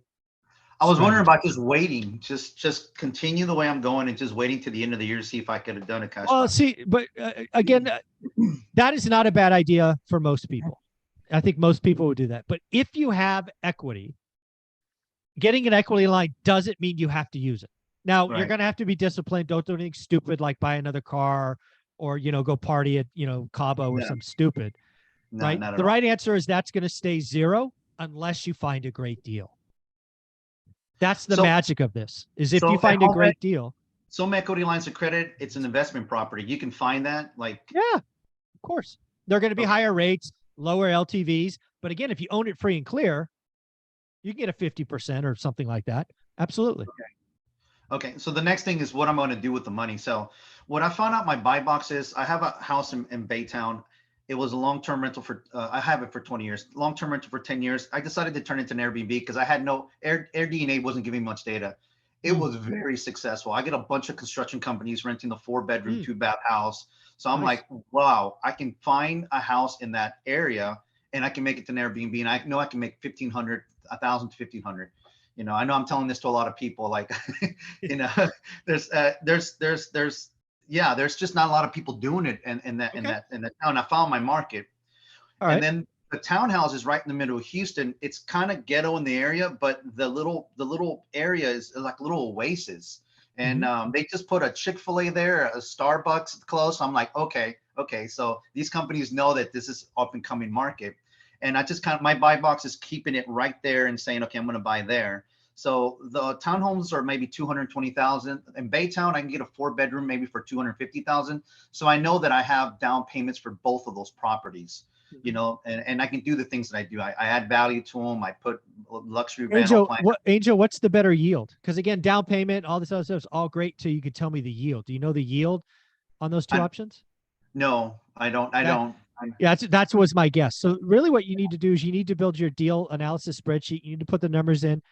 And again, what I tell everybody is I put everything in the same spreadsheet. The smallest thing I bought was a 512 square foot, 1-bedroom, 1-bath house and a 20-unit apartment. Everything goes in the same spreadsheet and I buy the highest yield. I don't care about this or that or any of that. It's like, if I'm going to put 50 grand in, I want to know what produces the highest yield. So you have some work to do. You have a buy box, thumbs up. Okay. Until you can tell me which buy box has the higher yield, you're kind of at step A until you go to step B. Yeah, I think Baytown would be. I've done some numbers. I don't have them to give them to you, but I've done the numbers. I know that a 4-bedroom, 2-bath is going to bring in. That's my highest yielding. I make somewhere between $1,200 and $1,500 every month for the past 2 years. The Houston has gone through that Airbnb bust thing where that house is paid off completely. So everything that comes in there, I just need to pay electricity and gas. My other option is what I'm really considering is I was going to get the cash out refi, hold 100,000, but now I'm considering Sure. I live in a town called Tuscasita, north of Houston. My wife loves it here. My wife is not going to do a house hack. We have a little baby. So I'm like, okay, so we can't do a house hack because I saw a duplex that I want to move into. She's like, no. No, not happening. So the thing is, the house that I'm living in now, there's not a lot of Airbnb. I know I can run my business here. It just depends on the HOA. It's always about how much the HOA is going to push back. They haven't pushed back on my other ones for years, especially the townhouse. I was going to be the one, but I know that I can move out of this house. It's a 4-bedroom, 2-bath that I live in, and move into another house really close to here and make that an Airbnb. But I can then I don't have any FHA loans anymore. So I could use an FHA loan, and then I have that 100,000 or the line of equity, and then I can rent this one out. The other one where I was going to do the cash out, obviously I'm going to use some of that cash flow, but this one's going to cash flow where I'm living at, and then I can just kind of wait on the sidelines and see what is a good deal with the 100,000. So it was between buying those 2 properties and my buy boxes, or I move using the FHA loan, and then rent the house that I'm in right now. Again, I would put all that in the spreadsheet and I would do the best yield. I mean, it's really that simple. Okay. Right? Which is the best, which it really boils down to what's the best use of capital. Yeah. 12 is Somebody had better than said 8. 5% interest rate, because the interest rates are scaring me. 5% will be pandemonium. I'm like, okay, this is the time to jump in and kind of look around, because at 5%, I'm fighting with everybody. Yeah, sub 6 is going to be nuts. Absolutely. Yeah. Sub 6. Yeah. Yeah, because I know, I mean, I hold these properties a long time, and they start making cash, even if I'm Buy making and a hold, hundred baby. cash Buy flow. and hold. After a while, they make 500 because I'm stuck in 2003 mortgage payments Mhm. with new rentals, and then the Airbnb model, I got really good at it, and I just started making a lot of money. So it's just, That's I awesome. have to get this extra capital. So the other is going to be a cash out refi. It's going to be the home line equity. I just find it hard to find lenders that they give on that. I've called around locally, and I get a lot of people that are like, oh, we don't know if we do that. No, we don't. Like, it's like I can't get somebody to tell me yes or no. So I was thinking about getting a mortgage. Would a mortgage broker maybe be somebody if I find somebody that can do Yeah, that? mortgage broker like Matt, the mortgage guy, the guy I talked to, or folks like him. Yeah, Okay. they have dozens of sources. Yeah. Okay. Yeah. Awesome. Okay. All right. Well, thank you, Angel. Congrats. We're Thank you, going sir. to Chris next. Chris. Hey, Michael. Thank you so much for your time. I just want to first of all thank you, Dion, Matt, and Mike for this wonderful meeting. So, quick question. I mean, I want to be time conscious of everyone's time. So, 2 quick questions. First question. This is my plan, right? So right now we're looking to scale up. We have 8 properties, 7 loans. We're looking to relocate down to Florida. We're in the markets right now. We're in New York, Staten Island, Philadelphia, and Jacksonville. So New York, it's almost impossible to make any deals make sense at this time. The property we bought, which is duplex, probably appreciated about 200K, and with the rates up, it's really hard to break even, right? So you're negative there. Philadelphia is nice. You're still finding cash flowing deals in Northeast part. However, the rental pool is a little bit sketchy, and also our time horizon isn't we like a shorter time horizon. We don't want to wait till 10, 15 years for the areas to gentrify. In Jacksonville, it still makes sense, Jacksonville, but it's really crazy now. So there's a lot of investors there. Sure. The values that we saw for like properties we're buying for like 140, now it's going for 225 or so. They still cash flow, but they're breaking even, right? So my plan is we still have a couple of these cheaper rental loans. Think about moving down to Florida, doing midterm rental, just to kind of get a higher yield on them, target something where it does make sense for investors, and we'll look for great deals, right? Obviously. So that's my plan right now. So and then after we get our 10 loans, we're looking to transition into maybe do 1031, or maybe just use equity and capital into larger CREs and commercials, and just kind of get what's your thought about that. Does that make sense? Is there any holes in my thought process there? Dion, you want to take a shot at that first? So beginning of last year, I spent 2 months in Florida, and mostly for scuba diving, but it was to learn the market for a friend there that has now purchased a duplex and 2 single family houses. And the biggest variance that I found in Florida compared to the other markets that I've looked at is flood insurance can have a drastic impact on what your cash flow is going to look like. I mean, we saw quotes of $1,400 a year or $9,000 a year based on the elevation of the house. So there was a certain period of time where they would build houses on the property. But for, I think it's the last 14 years or so, you're going to have to talk to agents about when this changed. They'll go to the property, they'll build up 4 feet and then do the foundation. So you're literally on the same street. The elevation of the house on that street can change $1,000 a month almost in cash flow possible. And then if you go into some towns in Florida, they're very water specific. And an example is Cape Coral. It's a canal town. So you can have one street with 2 identical houses. Everything is exactly the same. This one is at 700,000 and this one is at 250,000. And they're priced correctly. Because the 700,000 one is the backside of the house hits a canal. The other house on the other side is landlocked. It goes a canal, a center street, canal, center street. So I would definitely want to spend the time to learn the local markets going to Florida, because there are some elements that might not exist in the other markets you've looked at. No, I totally agree. So Jacksonville, it's more north. I believe it's it's obviously a hurricane belt. It's a little bit. It sees occasional tropical storms, but I agree. So obviously flood zone X is where we want to avoid, right? So flood, those are the high risk ones. What I noticed is that a lot of the insurers will not insure anything like roofs that are more than 15 years. So 90% of the insurers will not take your policy no matter what you do. So you have to replace. That looks like a $8,000 to $10,000 cost to replace right off the bat if you have an older roof. Yeah, but I totally agree. So my friend that purchased there had the roof problem too. And there, so you get like a rehab insurance to where it's not occupied so that you have it covered for 1 or 2 months at a kind of higher rate. And then as soon as the roof is replaced, so it doesn't have to be replaced before point of sale, it can be done after sale, but you have that other insurance for a month or two at a higher rate. And as soon as you have the roof replaced, then you report that it's replaced and you get the better long-term insurance. Nice. Mike, you want to chime in? Millennial Mike? Teenagers need to learn technology. Sorry, I was going to say for the sake of time, I mean, Dion did a pretty good job of that answer. Yeah, no, I agree. Chris, any follow-ups or did we nail it for you? Exactly. So one said one big question. I just want to thank your channel for helping us because we were, said obviously if you listen to the fake news, the mainstream media, a lot of those all, crash and whatnot in 2020, 2021. Those are the best timed, I believe. There was a great transfer of wealth. Any case, we did cash out. We did cash out on the 3.7, which is great. We follow your rule, 3%. So now the question is obviously, with rates compress and the Fed tightening with tightening as well, the conditions for a housing crash, right? Condition of housing crash will probably be where there's oversupply, where there's high interest rate, and obviously year over year depreciation and value of houses. So what is your thoughts about when you see a 2008 scenario happening in the near future? Obviously, houses prices will never go up to the sky. Obviously, when do we see that?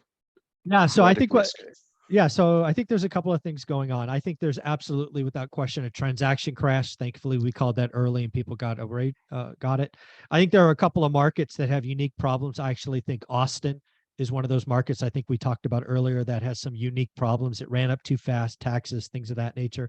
I don't see a national housing crash. I don't even see a national housing correction. A correction is 10%, a crash is 20%, just to put numbers on these. I think for the decade, we have seen 90% of the appreciation, right? Everybody wants to talk about this bubble has to pop because it popped last time. That's why I don't like bubble. I think it's a balloon. Balloons can pop, but they can also slowly deflate. So I think what we're going to see over the next decade, generally speaking, are rates at or about 6% for the decade. I think what we're going to see is inflation in wages, aka services, keep going for the next 3, 4, 5 years, and we are going to inflate our way into current housing values. So I don't see a correction. I don't see 10%. I don't see 20%. I am calling for flat, and flat is -1 to +1 for the next several years. And again, that's at the national level. We certainly could have some cities and some states have more pain than others, but we have nothing. And that includes a commercial crash. I am calling a commercial crash, right? 20%. But I don't see it in residential. 98% of loans are fixed. 70 some odd percent are below 5%. Even if unemployment doubles, there's no crash coming. They will just do forbearance again, extend and pretend. So I unfortunately don't see a repeat of 2010. I'm sorry. So with that thesis there, right? So obviously, if that's the case, affordability is going to continue to go down, right? So affordability gets better because wages go up. Okay. I said there's going to be 3 or 4 years of wage inflation. It will affordability slowly gets better, right? If you take interest rates from 7 to 5 3/4, prices are flat, but over 5 years, wages go up 20%. Suddenly shit looks affordable. And awesome. So I was going to share my screen, but I don't want to, walk through the steps to be able to do this. So I'm just going to show you this picture here. That's homes built in millions per decade. Yep. You see the last decade? That's the red line. That's why there isn't going to be a crash. Yeah, if you're watching Crash Bros, and I know you're watching Crash Bros, if you talk about vacant homes, if you talk about new builders crashing, I understand their talk track. They're full of shit. They don't know what they're talking about. They're just content creators, looking to make 80 grand a month, scaring you. And then you add to that we printed more money. We created more money. We didn't print it, but we created more. A lot of it was digital in the last 2.5 years than we did in the last 2 centuries. That kind of inflation doesn't make assets lose value. Yeah, and then let's just close on this. What would cause a crash? So let me paint the vision of what would cause a true crash. We would need to have 10% unemployment for more than a year. We would need to have negative GDP on the order of 4% a quarter for a year. And we would need to keep interest rates at 5.5%, 6%. That combination doesn't happen. But if somebody pushed me and put a gun to my head, that's what I would say would cause a housing crash. Make sense, Chris? Yeah, awesome. Appreciate the answer. Thank you so much. Yep, no problem. And again, I'm wrong all the time, so maybe I'll be wrong, but that certainly is my opinion. Jeffrey, you're up next, buddy.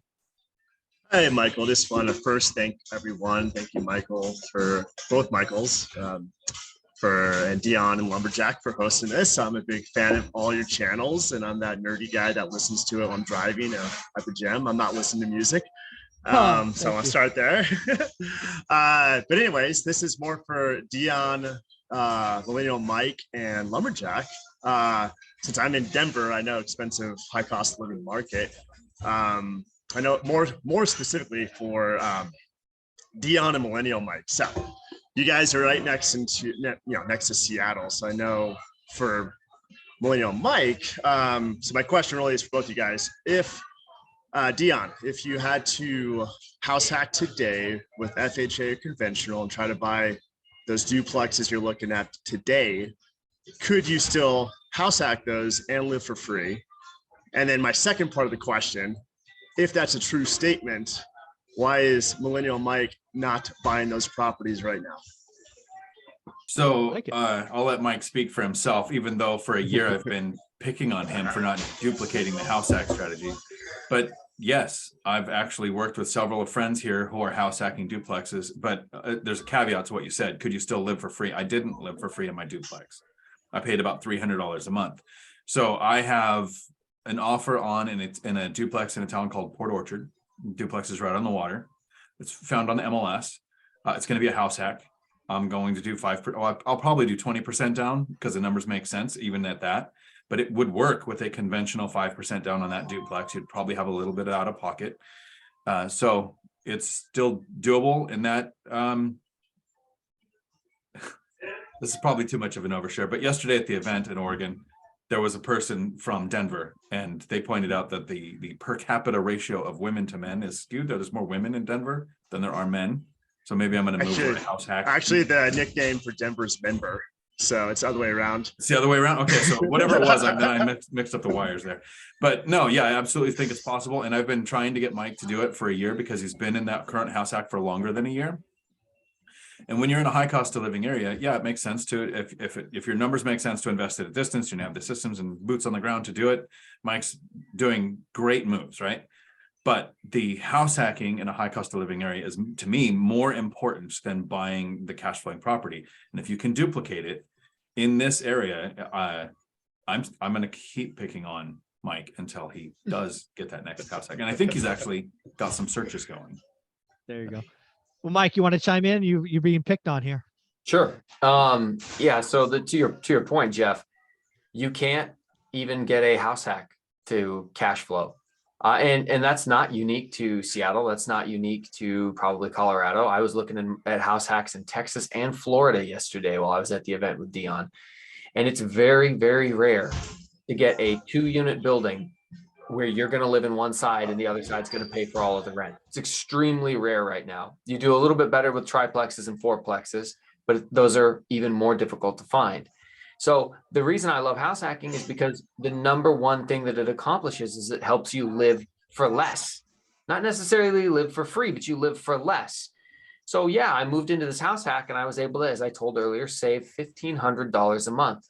But now I'm already living for as little as I possibly can. So then I have to ask myself, all right, what is the, to quote the lumberjack, best use of capital moving forward? If I take this money and I invest it in another house hack, I know it's not going to cash flow. As I move out of the one I'm currently in, I might make some money on it. Or should I take that money and instead invest it into an average of 18 to 22% cash on cash returning rentals like I have in Gary? I get 18 to 22% every single time. The worst deal I've done was 10%, and that's the worst by a long shot. And so that's why it's been hard for me to swallow doing another house hack, because my money's just spent somewhere better somewhere else, in my opinion. Love you, Dion. That helped, Yeah, Jeffrey? thanks. Yeah, thanks, Millennial Mike and Dion. Like both, I respect both your strategies, and Millennial, I'm a big fan, and Dion, of course, and Zuber and Lumberjack. They're all great stuff, and I want to thank everyone. So Thank you, Jeffrey. I appreciate you, buddy. And Mike, All right. I agree. It's easier, Millennial Mike, to get a 20% return on $4 than it is to get a return on the actual investment. You know, that was Cody and Christian's point yesterday. They kept sitting there saying that the reason their seller financing portfolio does so well is because they're able to negotiate so much less money down. It's easier to get a better return at the same purchase price if you're putting 0 down or only 3% down. Or it's not a bad strategy. If I got to shell out 20% or even 5% on an $800,000 duplex, or I do 20% on a $60,000 house, it's easier to make the return work better on that lower amount of money. That's it. Got to know the yield. John from Texas, you're up. Hey, good morning. So my question really is, I really have two questions here, but the first one probably is for you, Mike Zuber, and then also for Lumberjack. But I know that a lot of times with the lenders, you're not able to get, or with, I guess, it's at Freddie Mac and Fannie Mae, you're not able to get more than 10 mortgages. I'm not there yet, but of course I hope to be there soon. So I'm trying to think forward about what I can do about my financing. I know the answer was probably, or the best answer really is probably seller financing or something like that, some sort of creative financing. But if you can't do that, I'm curious what other options are there? Because it sounds like the only thing is going to be commercial. No, you can. So let's do that one first. So again, there's a lot of providers. I have 2 of them on the channel, Convoy Home Loans and Velocity Mortgage. There's a space called non-QM. You could look up NQM. They play for investors. Like, that's how I get loans today. I have clearly more than 10 loans. And unless I go to a very small community bank who portfolios the loan, which you may have in Texas, that might be an avenue as well. So again, you're not going to get the best rates. You're not going to get the Fannie Freddie. You're not going to sell the loan, but you can go to community banks, banks with, 2 or 3 branches, because they will portfolio the loan, which means they won't sell it. They don't have the 10 rule limit. And you can go to non-QM. So a non-QM, today an investor loan is probably 7.5, 7 3/4. If you can get a Fannie Freddie, you're going to probably get 8 1/4 or 8.5 non-QM. So it's a little bit more, but it's not crazy. And you could get as many non-QM loans as possible. I have dozens. You'll just pay a little bit more than prevailing rate. There's a couple ways around that 10 loan limit. One is the version that doesn't work for me, and that's if you're married. You could have 10 in each name. The other is like Zuber talked about. You have DSCR loans, right? So it's a little bit higher interest rate. You're not limited to 10. The other one is that the loan limit only exists if you're buying rentals. So if you're going to do any kind of version of a house hack, the 10 loan limit doesn't exist. You can get as many as you want, as long as it's a year living, intend to live in each one requirement. But once you hit 10, maybe your next one is a version of house hacking to add that next mortgage. So there's several options. And DSCR starts to look attractive. And at some point, if you do a portfolio loan on some of your properties, it reduces the number of those conventional loans that you have in your name too.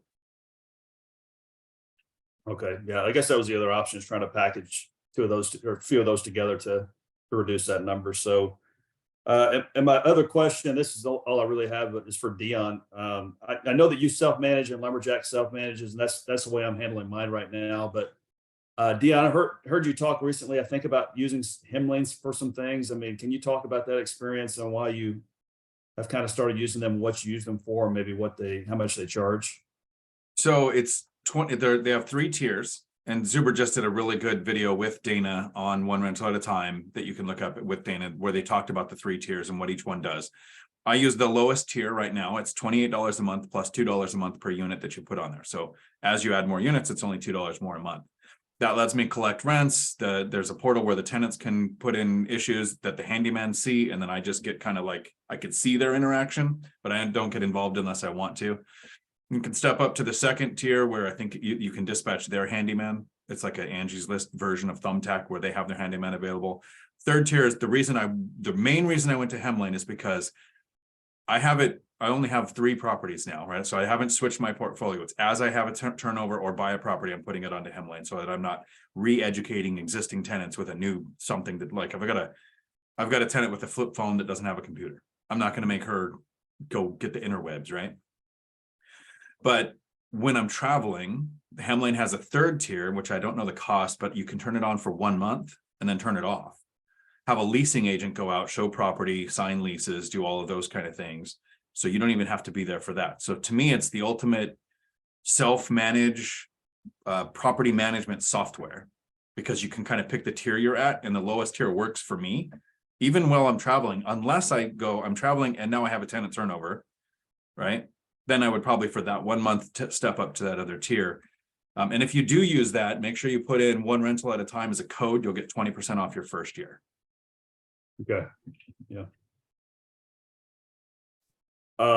Last thing on that Hemlane, do you use them to find, I guess you find your own tenants, but that's kind of, I invest 2 hours away. And so that's part of my problem is I can't make out of the property every time somebody wants to see a property if one turns over. So I don't know how Hemlane handles that kind of situation. Do you know? So last year I had 2 tenant turnovers, which is 50% of the tenant turnovers I've ever had. So it is not like I've done 100 and here's the best system ever.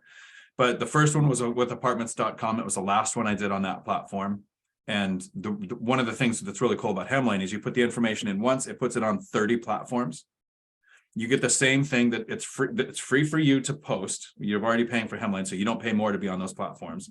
The tenants pay a fee when they apply, and you get credit report, credit score, eviction history, and work not verified, but work information so that you can then verify it. And I was inundated with that last turnover. I think like within a weekend, we had over 30 applicants. So I had pretty good response for that. And then normally with apartments, I would get I'd probably have 30 inquiries with 10 applicants. This was 30 applicants within the first weekend. Okay. Pretty happy. Yeah, you should definitely check out that video. There's a playlist called Hemlane on my channel. She goes over all 3 levels, and whatever that top level is, that's the one you're likely going to need. It just removes a lot of the headache. And I've been, the relationship with Hemlane and I go back to before Hemlane existed. Dana and I talked about what do landlords need, and then Hemlane came out of that, obviously with a lot more feedback. I have no relationship, no investment, anything. It's just she was nice enough to reach out to me 5 or 6 years ago to talk about what I needed, and I feel like I'm compelled to, support it. So that's how Hemlane came to the channel. So if you don't like it, there are plenty others. It's just, Dana's done good by me, so that's why she's on the channel. I'll explain something really quick on why I'm so happy with Hemlane. Recently, Hemlane sent out an email to all of their clients saying that they've got a strategy that gets their tenants to request a rent increase. And even though that happened, I'm still happy with the platform and continuing to use it. That's how much I don't care, because it's made it so much easier for me to add more units and slowly transition units and then travel and be able to still self-manage. Yeah. Okay. That Sounds helps? good. Thanks. You got it, John. All right, we've got 3 more to go. Ty, you will be our last one, but before we get there, we have 2 more. We have, I'm going to say Mad Have. Yep. Hey, everyone. Thanks for taking all the questions. It's been really helpful. Sure. My quick question is, how important is house hacking? I ask because I'm 24, so I'm pretty new to my career, and I like what I do, so I want to continue growing that, and that requires me to have flexibility in terms of where I rent. So like if I need to make a cross-country move, I would want that flexibility. Plus, I'm in Austin, Texas. I like to be near the city. So is it a viable strategy to not house hack and continue renting, but increase my dry powder to make my investment portfolio grow that way? Dion, you want to take a shot at that first? Sure. One of the only regrets I've ever heard Zuber talk about is that I'm glad you brought this up. In his journey, he says it's the one strategy he should have added that would have, made it exponentially faster. I had low income, bad debt to income ratio. So house hacking is the reason I was able to reach financial freedom. If you have a good income and you can save up 20% or 25% down payments, it's not as important. But how much are you able to save every month? And for me, it was somewhere between $500 and $1,000. So when I house hacked, that added $1,200 a month to my savings. It doubled how much I could add into the savings every month. It was massively important based on my situation. So the more money you're making, the more money you can save, the less important house hacking becomes. So there's kind of like a sliding scale. I don't know that there's a situation where it doesn't help, right? But so that's what I look at in your situation. How much can you save every month? And would adding a reduced rent or mortgage payment drastically increase how much you can save? Because it also does a few other things. Better low down payment option, best interest rate, sometimes more attractive offer to the seller because it's going to be owner occupied. There's a couple of other benefits too, but it's not just lowering or reducing your housing cost. It's the other benefits that come from the owner occupied lending. And you can do it over and over and over. And especially if you're looking at, if your job could take you to another area, you can do it again. There is an intend to occupy for a year. But if you have a valid life change that says you need to now relocate, because it's only for a year. So, in a year or two, if you go to do it, there's nothing. But if you do a house hack and then 3 months later, you have your company say you need to relocate to here, or you have a job change, you can do it again, even though it hasn't been a year. Got it. Yeah, so it's kind of the same thinking I had. Do you have to house hack? Obviously not. I never did. I would tell you if I was 24 again and had the option to house hack, I would. I would not do the roommate version, right? That Spencer and Todd and Dion does, but I would definitely buy a fourplex, and I would buy a fourplex in every city I was. And the reason is the financing. I can get into 5% down. I can get the best rates. And then if I have a job transfer, it's a meaningful life event. I could do it again in the next city. I actually talked to a lot of military men and women, and they get new duty stations. They should house hack every single time. They get an allowance. They should do that. So again, it appears you're probably a tech worker, just based on what I'm hearing. Yes, one of the only financial regrets I have is not house hacking a fourplex when I was 22 years old. It's a fact. Did I have to do it? No. Would it have been life-changing? Absolutely. Got it. Thank you. Make sense? Yep. All right. Thank you, buddy. I appreciate you. I'm going to say Dienta. Aditana. Can you hear me? We can. Thank you. I mispronounced it. My mistake. Okay. Thank you, everyone. I have a question about, I have a rental. And so my rental will be in the second year. And so it will start, so every year will start in February. So toward the end of last year, they start paying late. They will pay me, well, my rental property company pay me usually on the 10th. They pay me the first, so the rental will pay between the first and the 10th. Sure. And the second payment will come, so they will split it in half. Yep. Second payment will come on the 15th. So I was okay with it till this year. They did it 3 times till the end of that first lease. So second lease now, it's been like that. But this month it moved because I thought I'm gonna see that this year, and then 15 I didn't see anything. I called and rental the property manager was telling me, oh, they said they're gonna pay on 22nd. That's gonna be tomorrow. And I'm like, it kept on moving. So if they move it again another 7 months, So we're going to next Monday. We're gonna be a month behind or something. Oh yeah. So and so it's just me. So even end of the first year, well, I was trying to see if I should rent it back to them or just change. But then I asked the company, what are they saying? Because it's just my rent is just the only one I have. So I don't have anything to go against. So I asked them, what do they see at the end? They see it happen all the time. And then they keep the property pretty good. So I'm like, okay, I'm going to just rent it back to them. But it looks like it just kept on going. And they told me, I think a couple months ago that the man of the house got fired from his job and all that and stuff like that. But then we just kept on working. But I just want to see what do you guys see. So what do you guys would do if you in my shoes? Like what is happening? We'll get you 3 opinions. Dion, you're going to go up first. So you have a tenant. They were doing okay. Then they started splitting payments. Now they're 3 weeks late. What are you doing? So I would find out myself, since I self-manage, I would actually find out from the tenant if what the property manager is telling you is accurate. Or is the property manager having a funding issue where a lot of companies will operate on a net 30. So they get the money, then 30 days later, they start taking care of their bills. And maybe they need to run their business that way. But if this is an actual tenant issue, yeah, I'm not one for late payments. Every time a tenant pays late, there's this thing called the math of time. On average, your tenant has 4 weeks to save up and earn the money for the rent for next month. So anytime they pay their late, their rent 1 week late, now they only have 3 weeks for the next month. So it starts this spiral that is only going to add bad for that tenant. Yep.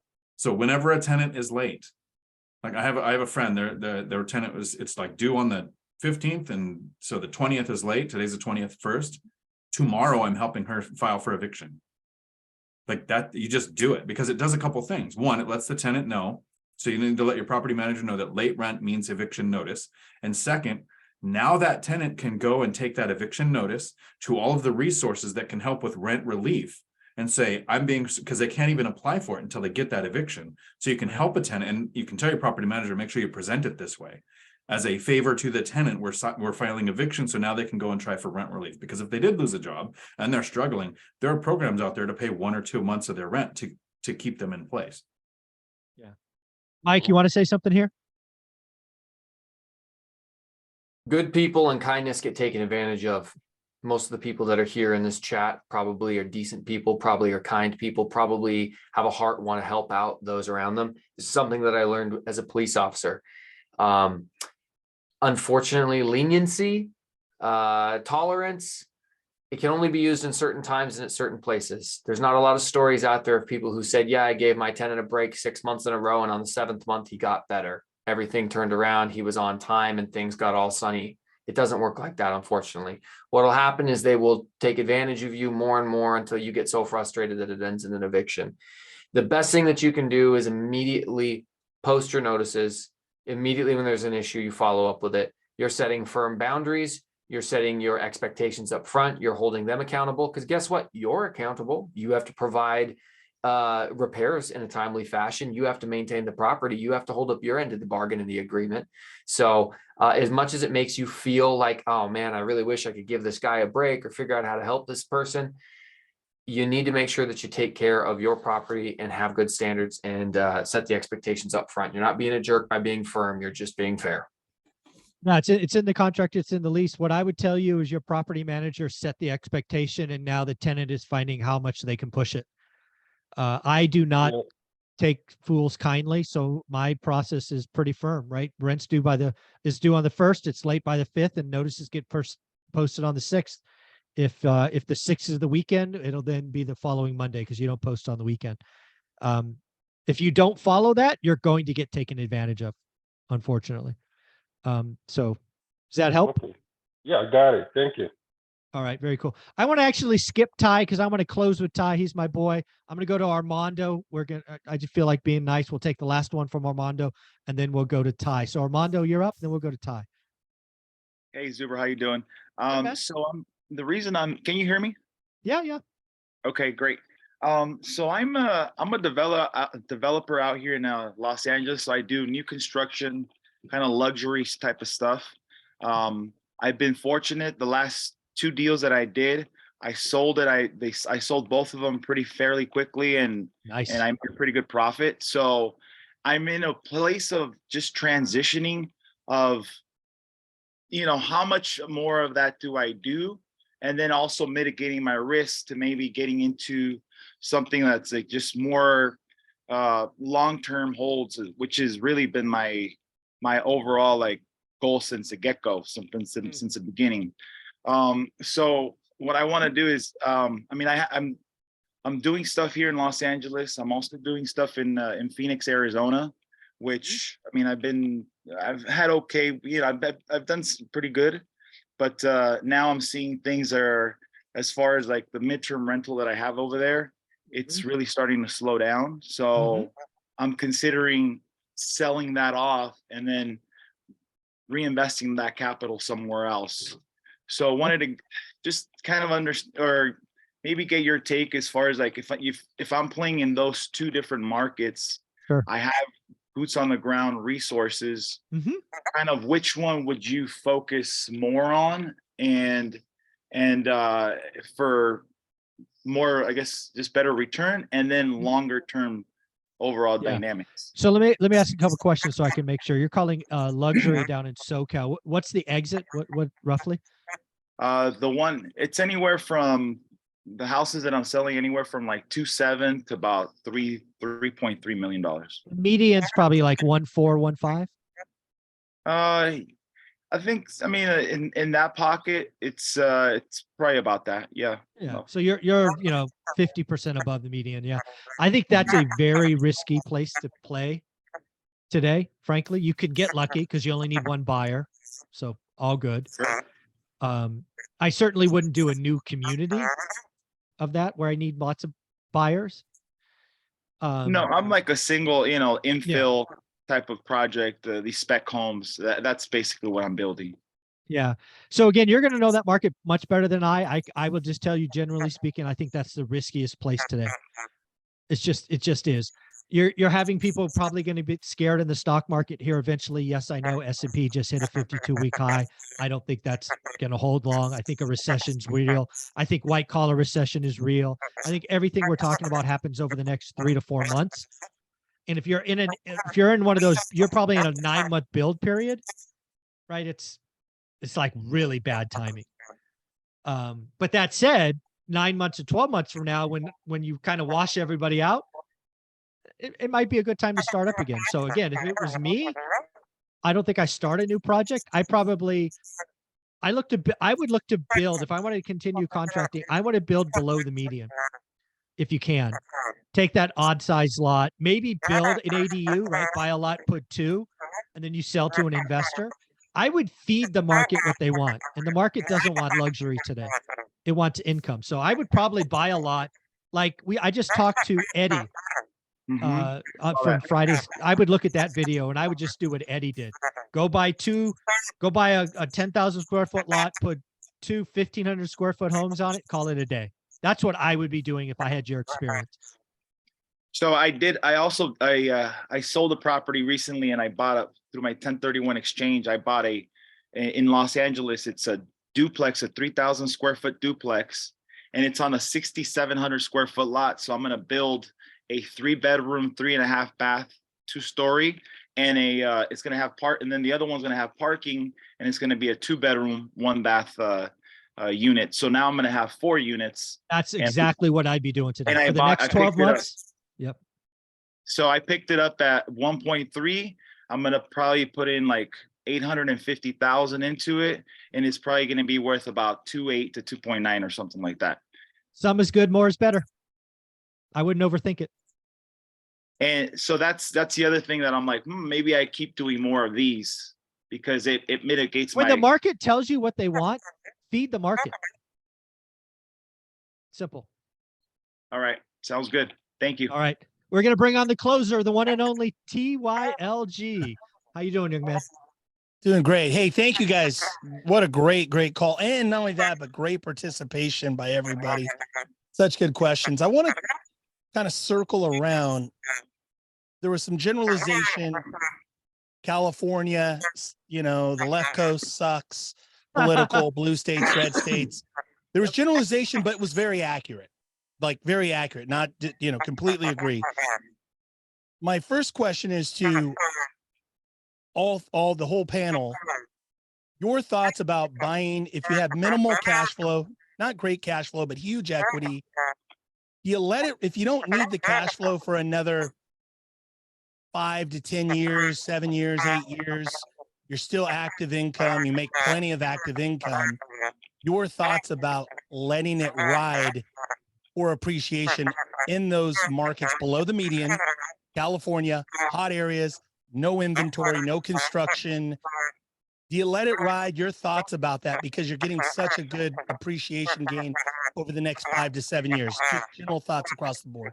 I just want to make sure, Ty, they are cash flowing day one. They are cash flowing today. They're cash flowing. Some have held for a long time. Some are, new seller finance deals. They have cash flow, but the equity would do better, I think, in the Midwest. Understood. All right, Dion, you Hey, want to go first? Zuber, will you mute Armando? There we go. Perfect. It just kicked off. A lot of people are getting feedback. Sorry. So I didn't mean to interrupt. No, go ahead. Dion, you want to take this one first? No, let's hear from Mike first on this one. I'm curious. Millennium Mike. Okay, so am I going to just ride out the cash flow and then the equity that I'm gaining in appreciation, or am I going to look to go somewhere else? I feel like that I've already answered that question. Did I get everything you were saying, Ty? Sorry, there was a lot of feedback. It was hard for me to hear your exact question. It might bear repeating because a lot of people very were simple. struggling. So if you're in the left, example, I'm in San Francisco Bay Area. I'm in the East Bay, which is affordable. We're way below, the stuff we own is below the median. Generally, that's where we play. We have always played there. Great equity spreads. Even now in this craziness, still seeing great appreciation and growth. Don't need the cash flow, minimal cash flow, good cash flow, but not that equity could push off much better cash flow in Indiana or the Midwest or the Southeast. Thought was, probably retirement is probably 7, 8, 9 years in terms of really enjoy a lot of freedom already. Thoughts about just in terms of letting that equity ride, or just thoughts about exchanging, just general thoughts, because I know you guys have different ideas, and I love that you guys all disagree. So, sure. Yeah, well, I'm happy to answer that question. It does feel a little bit odd with Ty asking me a question when I would look to him as a mentor, and he is more experienced than me and significantly more successful. But I'll give my thoughts and opinions on it. But yeah, I mean, some people invest for equity and some people invest for cash flow. I don't think you can retire on equity. You have to have consistent income coming in. And if you were to buy something that cash flows today, it's going to be so much better 7 years from now. Everything shows it's going to be that much better 7 years from now. And almost certainly it's going to appreciate. Now, obviously, there's markets that appreciate better than others. But usually those ones don't cash flow as well. So me personally, I am prioritizing cash flow at the beginning. Now, I like the equity play. I like the idea of moving to some of these markets where there is better appreciation, but that's my next step down the road. For me personally, I'm prioritizing cash flow because it will get me to the financial freedom number and the monthly amount of money I need to be able to retire and no longer be on the SWAT team, spend more time with my kid. So that's what I'm looking at right now. And actions speak louder than words for me, because again, I'm not buying more duplexes here in Seattle where everything's above the median. I go and I play below the median. Yeah. Dion, you want to take a run at this? Yeah. So there's really two things when it comes to, you have those properties that are producing some cash flow, but you could get a better return on equity if you sold and redeployed. And the main reason I don't is I want my properties to perform better than all of my marriages. I want them actually to last until death do us part, right? That's my play is buy and hold forever. And second is the thing I said at the very kind of beginning of this, the properties that you have in that area, when you bought them, the price you paid and the interest rate you owe on any debt, would you buy that property right now today at that price in that area with that interest? Okay, so you shook your head, yes, Ty, you'd totally buy it. Totally. Why would you sell something that you would be excited to buy, right? That's why I don't do the equity play. Yeah, and I'll Love just it. kind of tie into that because I agree with all of that. The one thing I will say is the most important thing is knowing your market. And when you know your market like no one else, and you've been in your market for 30 plus years, you can see around corners. You have deal flow. You have all of these things. Yes, I know the spreadsheet says you can do better somewhere else. Throw that spreadsheet away. Keep doing what you're doing. Double down. Your intellectual knowledge and capital can't be printed on a spreadsheet. Keep doing what Ty's doing. As long as it cash flows day one, you never violate that rule, right? If something doesn't cash flow, we don't do that deal. We don't bet on appreciation. We don't get caught with, all of our debt ballooning in one period. But other than those rules, just keep being Ty. Just keep doing that. I know Gary, Indiana sounds sexy, but you don't have the deal flow. You don't have all that stuff. Does it? Follow-up question, though. I love something that Mike said in Fresno. Millennial Mike said in Fresno on stage. He said, he came to Fresno and he went to a gas station and it had just as much bulletproof glass around it as the gas stations in Gary, Indiana. And I've been to Gary, Indiana, by the way, looked there like 15 years ago. So I guess my follow-up question is to Mike in terms of the quality of asset that you buy. Are you buying C level, like C neighborhoods, D neighborhoods, B neighborhoods? And I think the entire city of Gary is a D city. I mean, okay, it that's would what be I thought. I didn't want to disingenuous say for me to be like, oh, there's a B part of Gary. I think there's C parts of Gary. And every house that I buy, Dion can vouch for me because he's been in one of the houses I did a remodel on. And he's also been in the duplex I live in. Every house that I buy is nicer than the house that I currently live in terms of the finishes on the flooring, the nice bathrooms, the nicer kitchen, versus you come into my duplex. My duplex not crap, but it's just rental quality. And one of the things that I do is I get the nice tenants by having the nice properties, and the bad ones will self-relegate themselves away. And number two, if you find a street in Gary which has one abandoned house or two abandoned houses, and you buy that one house and fix it up, not only do the entire value of the street go up, but you just bought yourself a ton of equity. The mistake a lot of people make is they see a cheap house, they go broke buying cheap, they see a cheap house, and it's one abandoned house surrounded by abandoned houses. Right. There are pockets of nicer neighborhoods. Dion's driven there with me, but there's a lot of garbage. And so that's why it really truly is neighborhood by neighborhood, street by street, area by area to find the right ones. Are they ever going to be as nice as the Seattle area?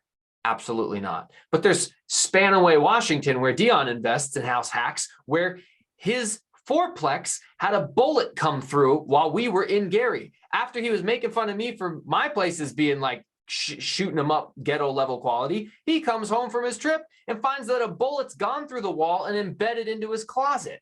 So there's crappy areas everywhere. There's nice areas everywhere. Love you, Dean. Very cool. That's a true story. Yeah. I saw the pictures. It's a true story. Yeah. I got a text. Yes. That's Ty, great. you had some more questions, I know. No, I think that was it. I like the idea of the breaking down of the sea level. And not only you said that before, Mike, and I forgot, Millennial Mike, you said that before about if you are in a C or a D area, you having that differentiation of having the best quality of product, which gives you the best tenant. So that kind of already, any other nuances about self-managed? You guys did a great video on YouTube about self-managed versus property managers. And I think that would be well said to maybe finish on, but just your thoughts about if you do hire a manager, if you do have out of state, how do you manage the manager?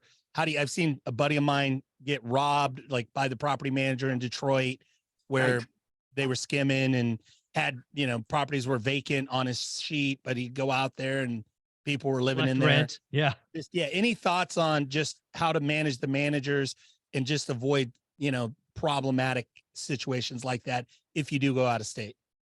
Yeah, so that's the power of friends. When I got my very first property out of state, I had one. What does this property manager care about me? I'm one guy with one rental that's paying him 10% on $1,000 a month. Great. They make $100 a month off me. What do they care if I complain? However, I'm good friends with investors who have 20 rentals. In fact, the investor who recommended me to them has 20 rentals, and his kids have multiple rentals, and some of his coworkers have rentals. And now I'm part of a group that has the power of 100 rental properties with a property manager who has about 350 rentals. If she pisses off me, I just go tell on her to dad, and dad takes care of the problem, right? I mean, that's what you do. He who was asking earlier, actually I think it was Fabian who asked me, and I sent him an email, my property managers, and I CC'd my property manager, my real estate agent. Well, now they know that if they don't treat this referral right, they're going to piss me off. And because of my YouTube presence, I send people a lot of business, and I don't ever ask for a kickback. I've never taken any type of sponsorships. So if they want to keep that flow, that stream coming, they better treat the people I send to them right. And so are they going to rip someone off? It's not very likely, because they're going to lose a lot of business down the line. So I would just say it all boils back to having good friends and good relationships with other investors, because they'll take care of you. They don't want to take my call with 1 rental, but they'll take my buddy's call with 25 when I tell him, hey, they're not responding as much. Like, you always get quick responses, Mark. I can email them. They won't talk to me for 5 or 6 days. Well, then Mark complains on my behalf. Would you look at that? Now I can get a response back. Love it. Thank you, guys. This has been great, Michael. Thank you, Mike. Thank you, Dion. Thank you, Lumberjack. I don't know if the Lumberjack's still here, but I thank think you. he had to bounce for another commitment. Ty, you've been wonderful. Thank you for being a part of every week. It looks like Chester just raised his hand, and Chester is always commenting, so I'm going to let him close us out. Chester, what's your final question, buddy? So again, thank you guys. This was absolutely amazing. So my question is actually going to be, when is the next one of these going to be? I do not know. I'm planning to do Sunday sessions once a month, alternating back and forth. But yeah, this exceeded expectations. The audience made this go, and I had a lot of fun, as I think Mike and Dion and all did. So yeah, hopefully we'll do some more of these. Thanks for asking, Chester. Yeah, definitely very much appreciated. Thank you, Mike. Thank you, Dion. And I know Lumberjack's not here. Thank you, Ty. Just for everybody, this was just absolutely amazing. So very much appreciate it so much. Thank you. All right, bud. I appreciate you, Chester. Thank you for being you, buddy. All right, everybody, take care of yourself. That is our 3-hour session. Take care. Bye-bye.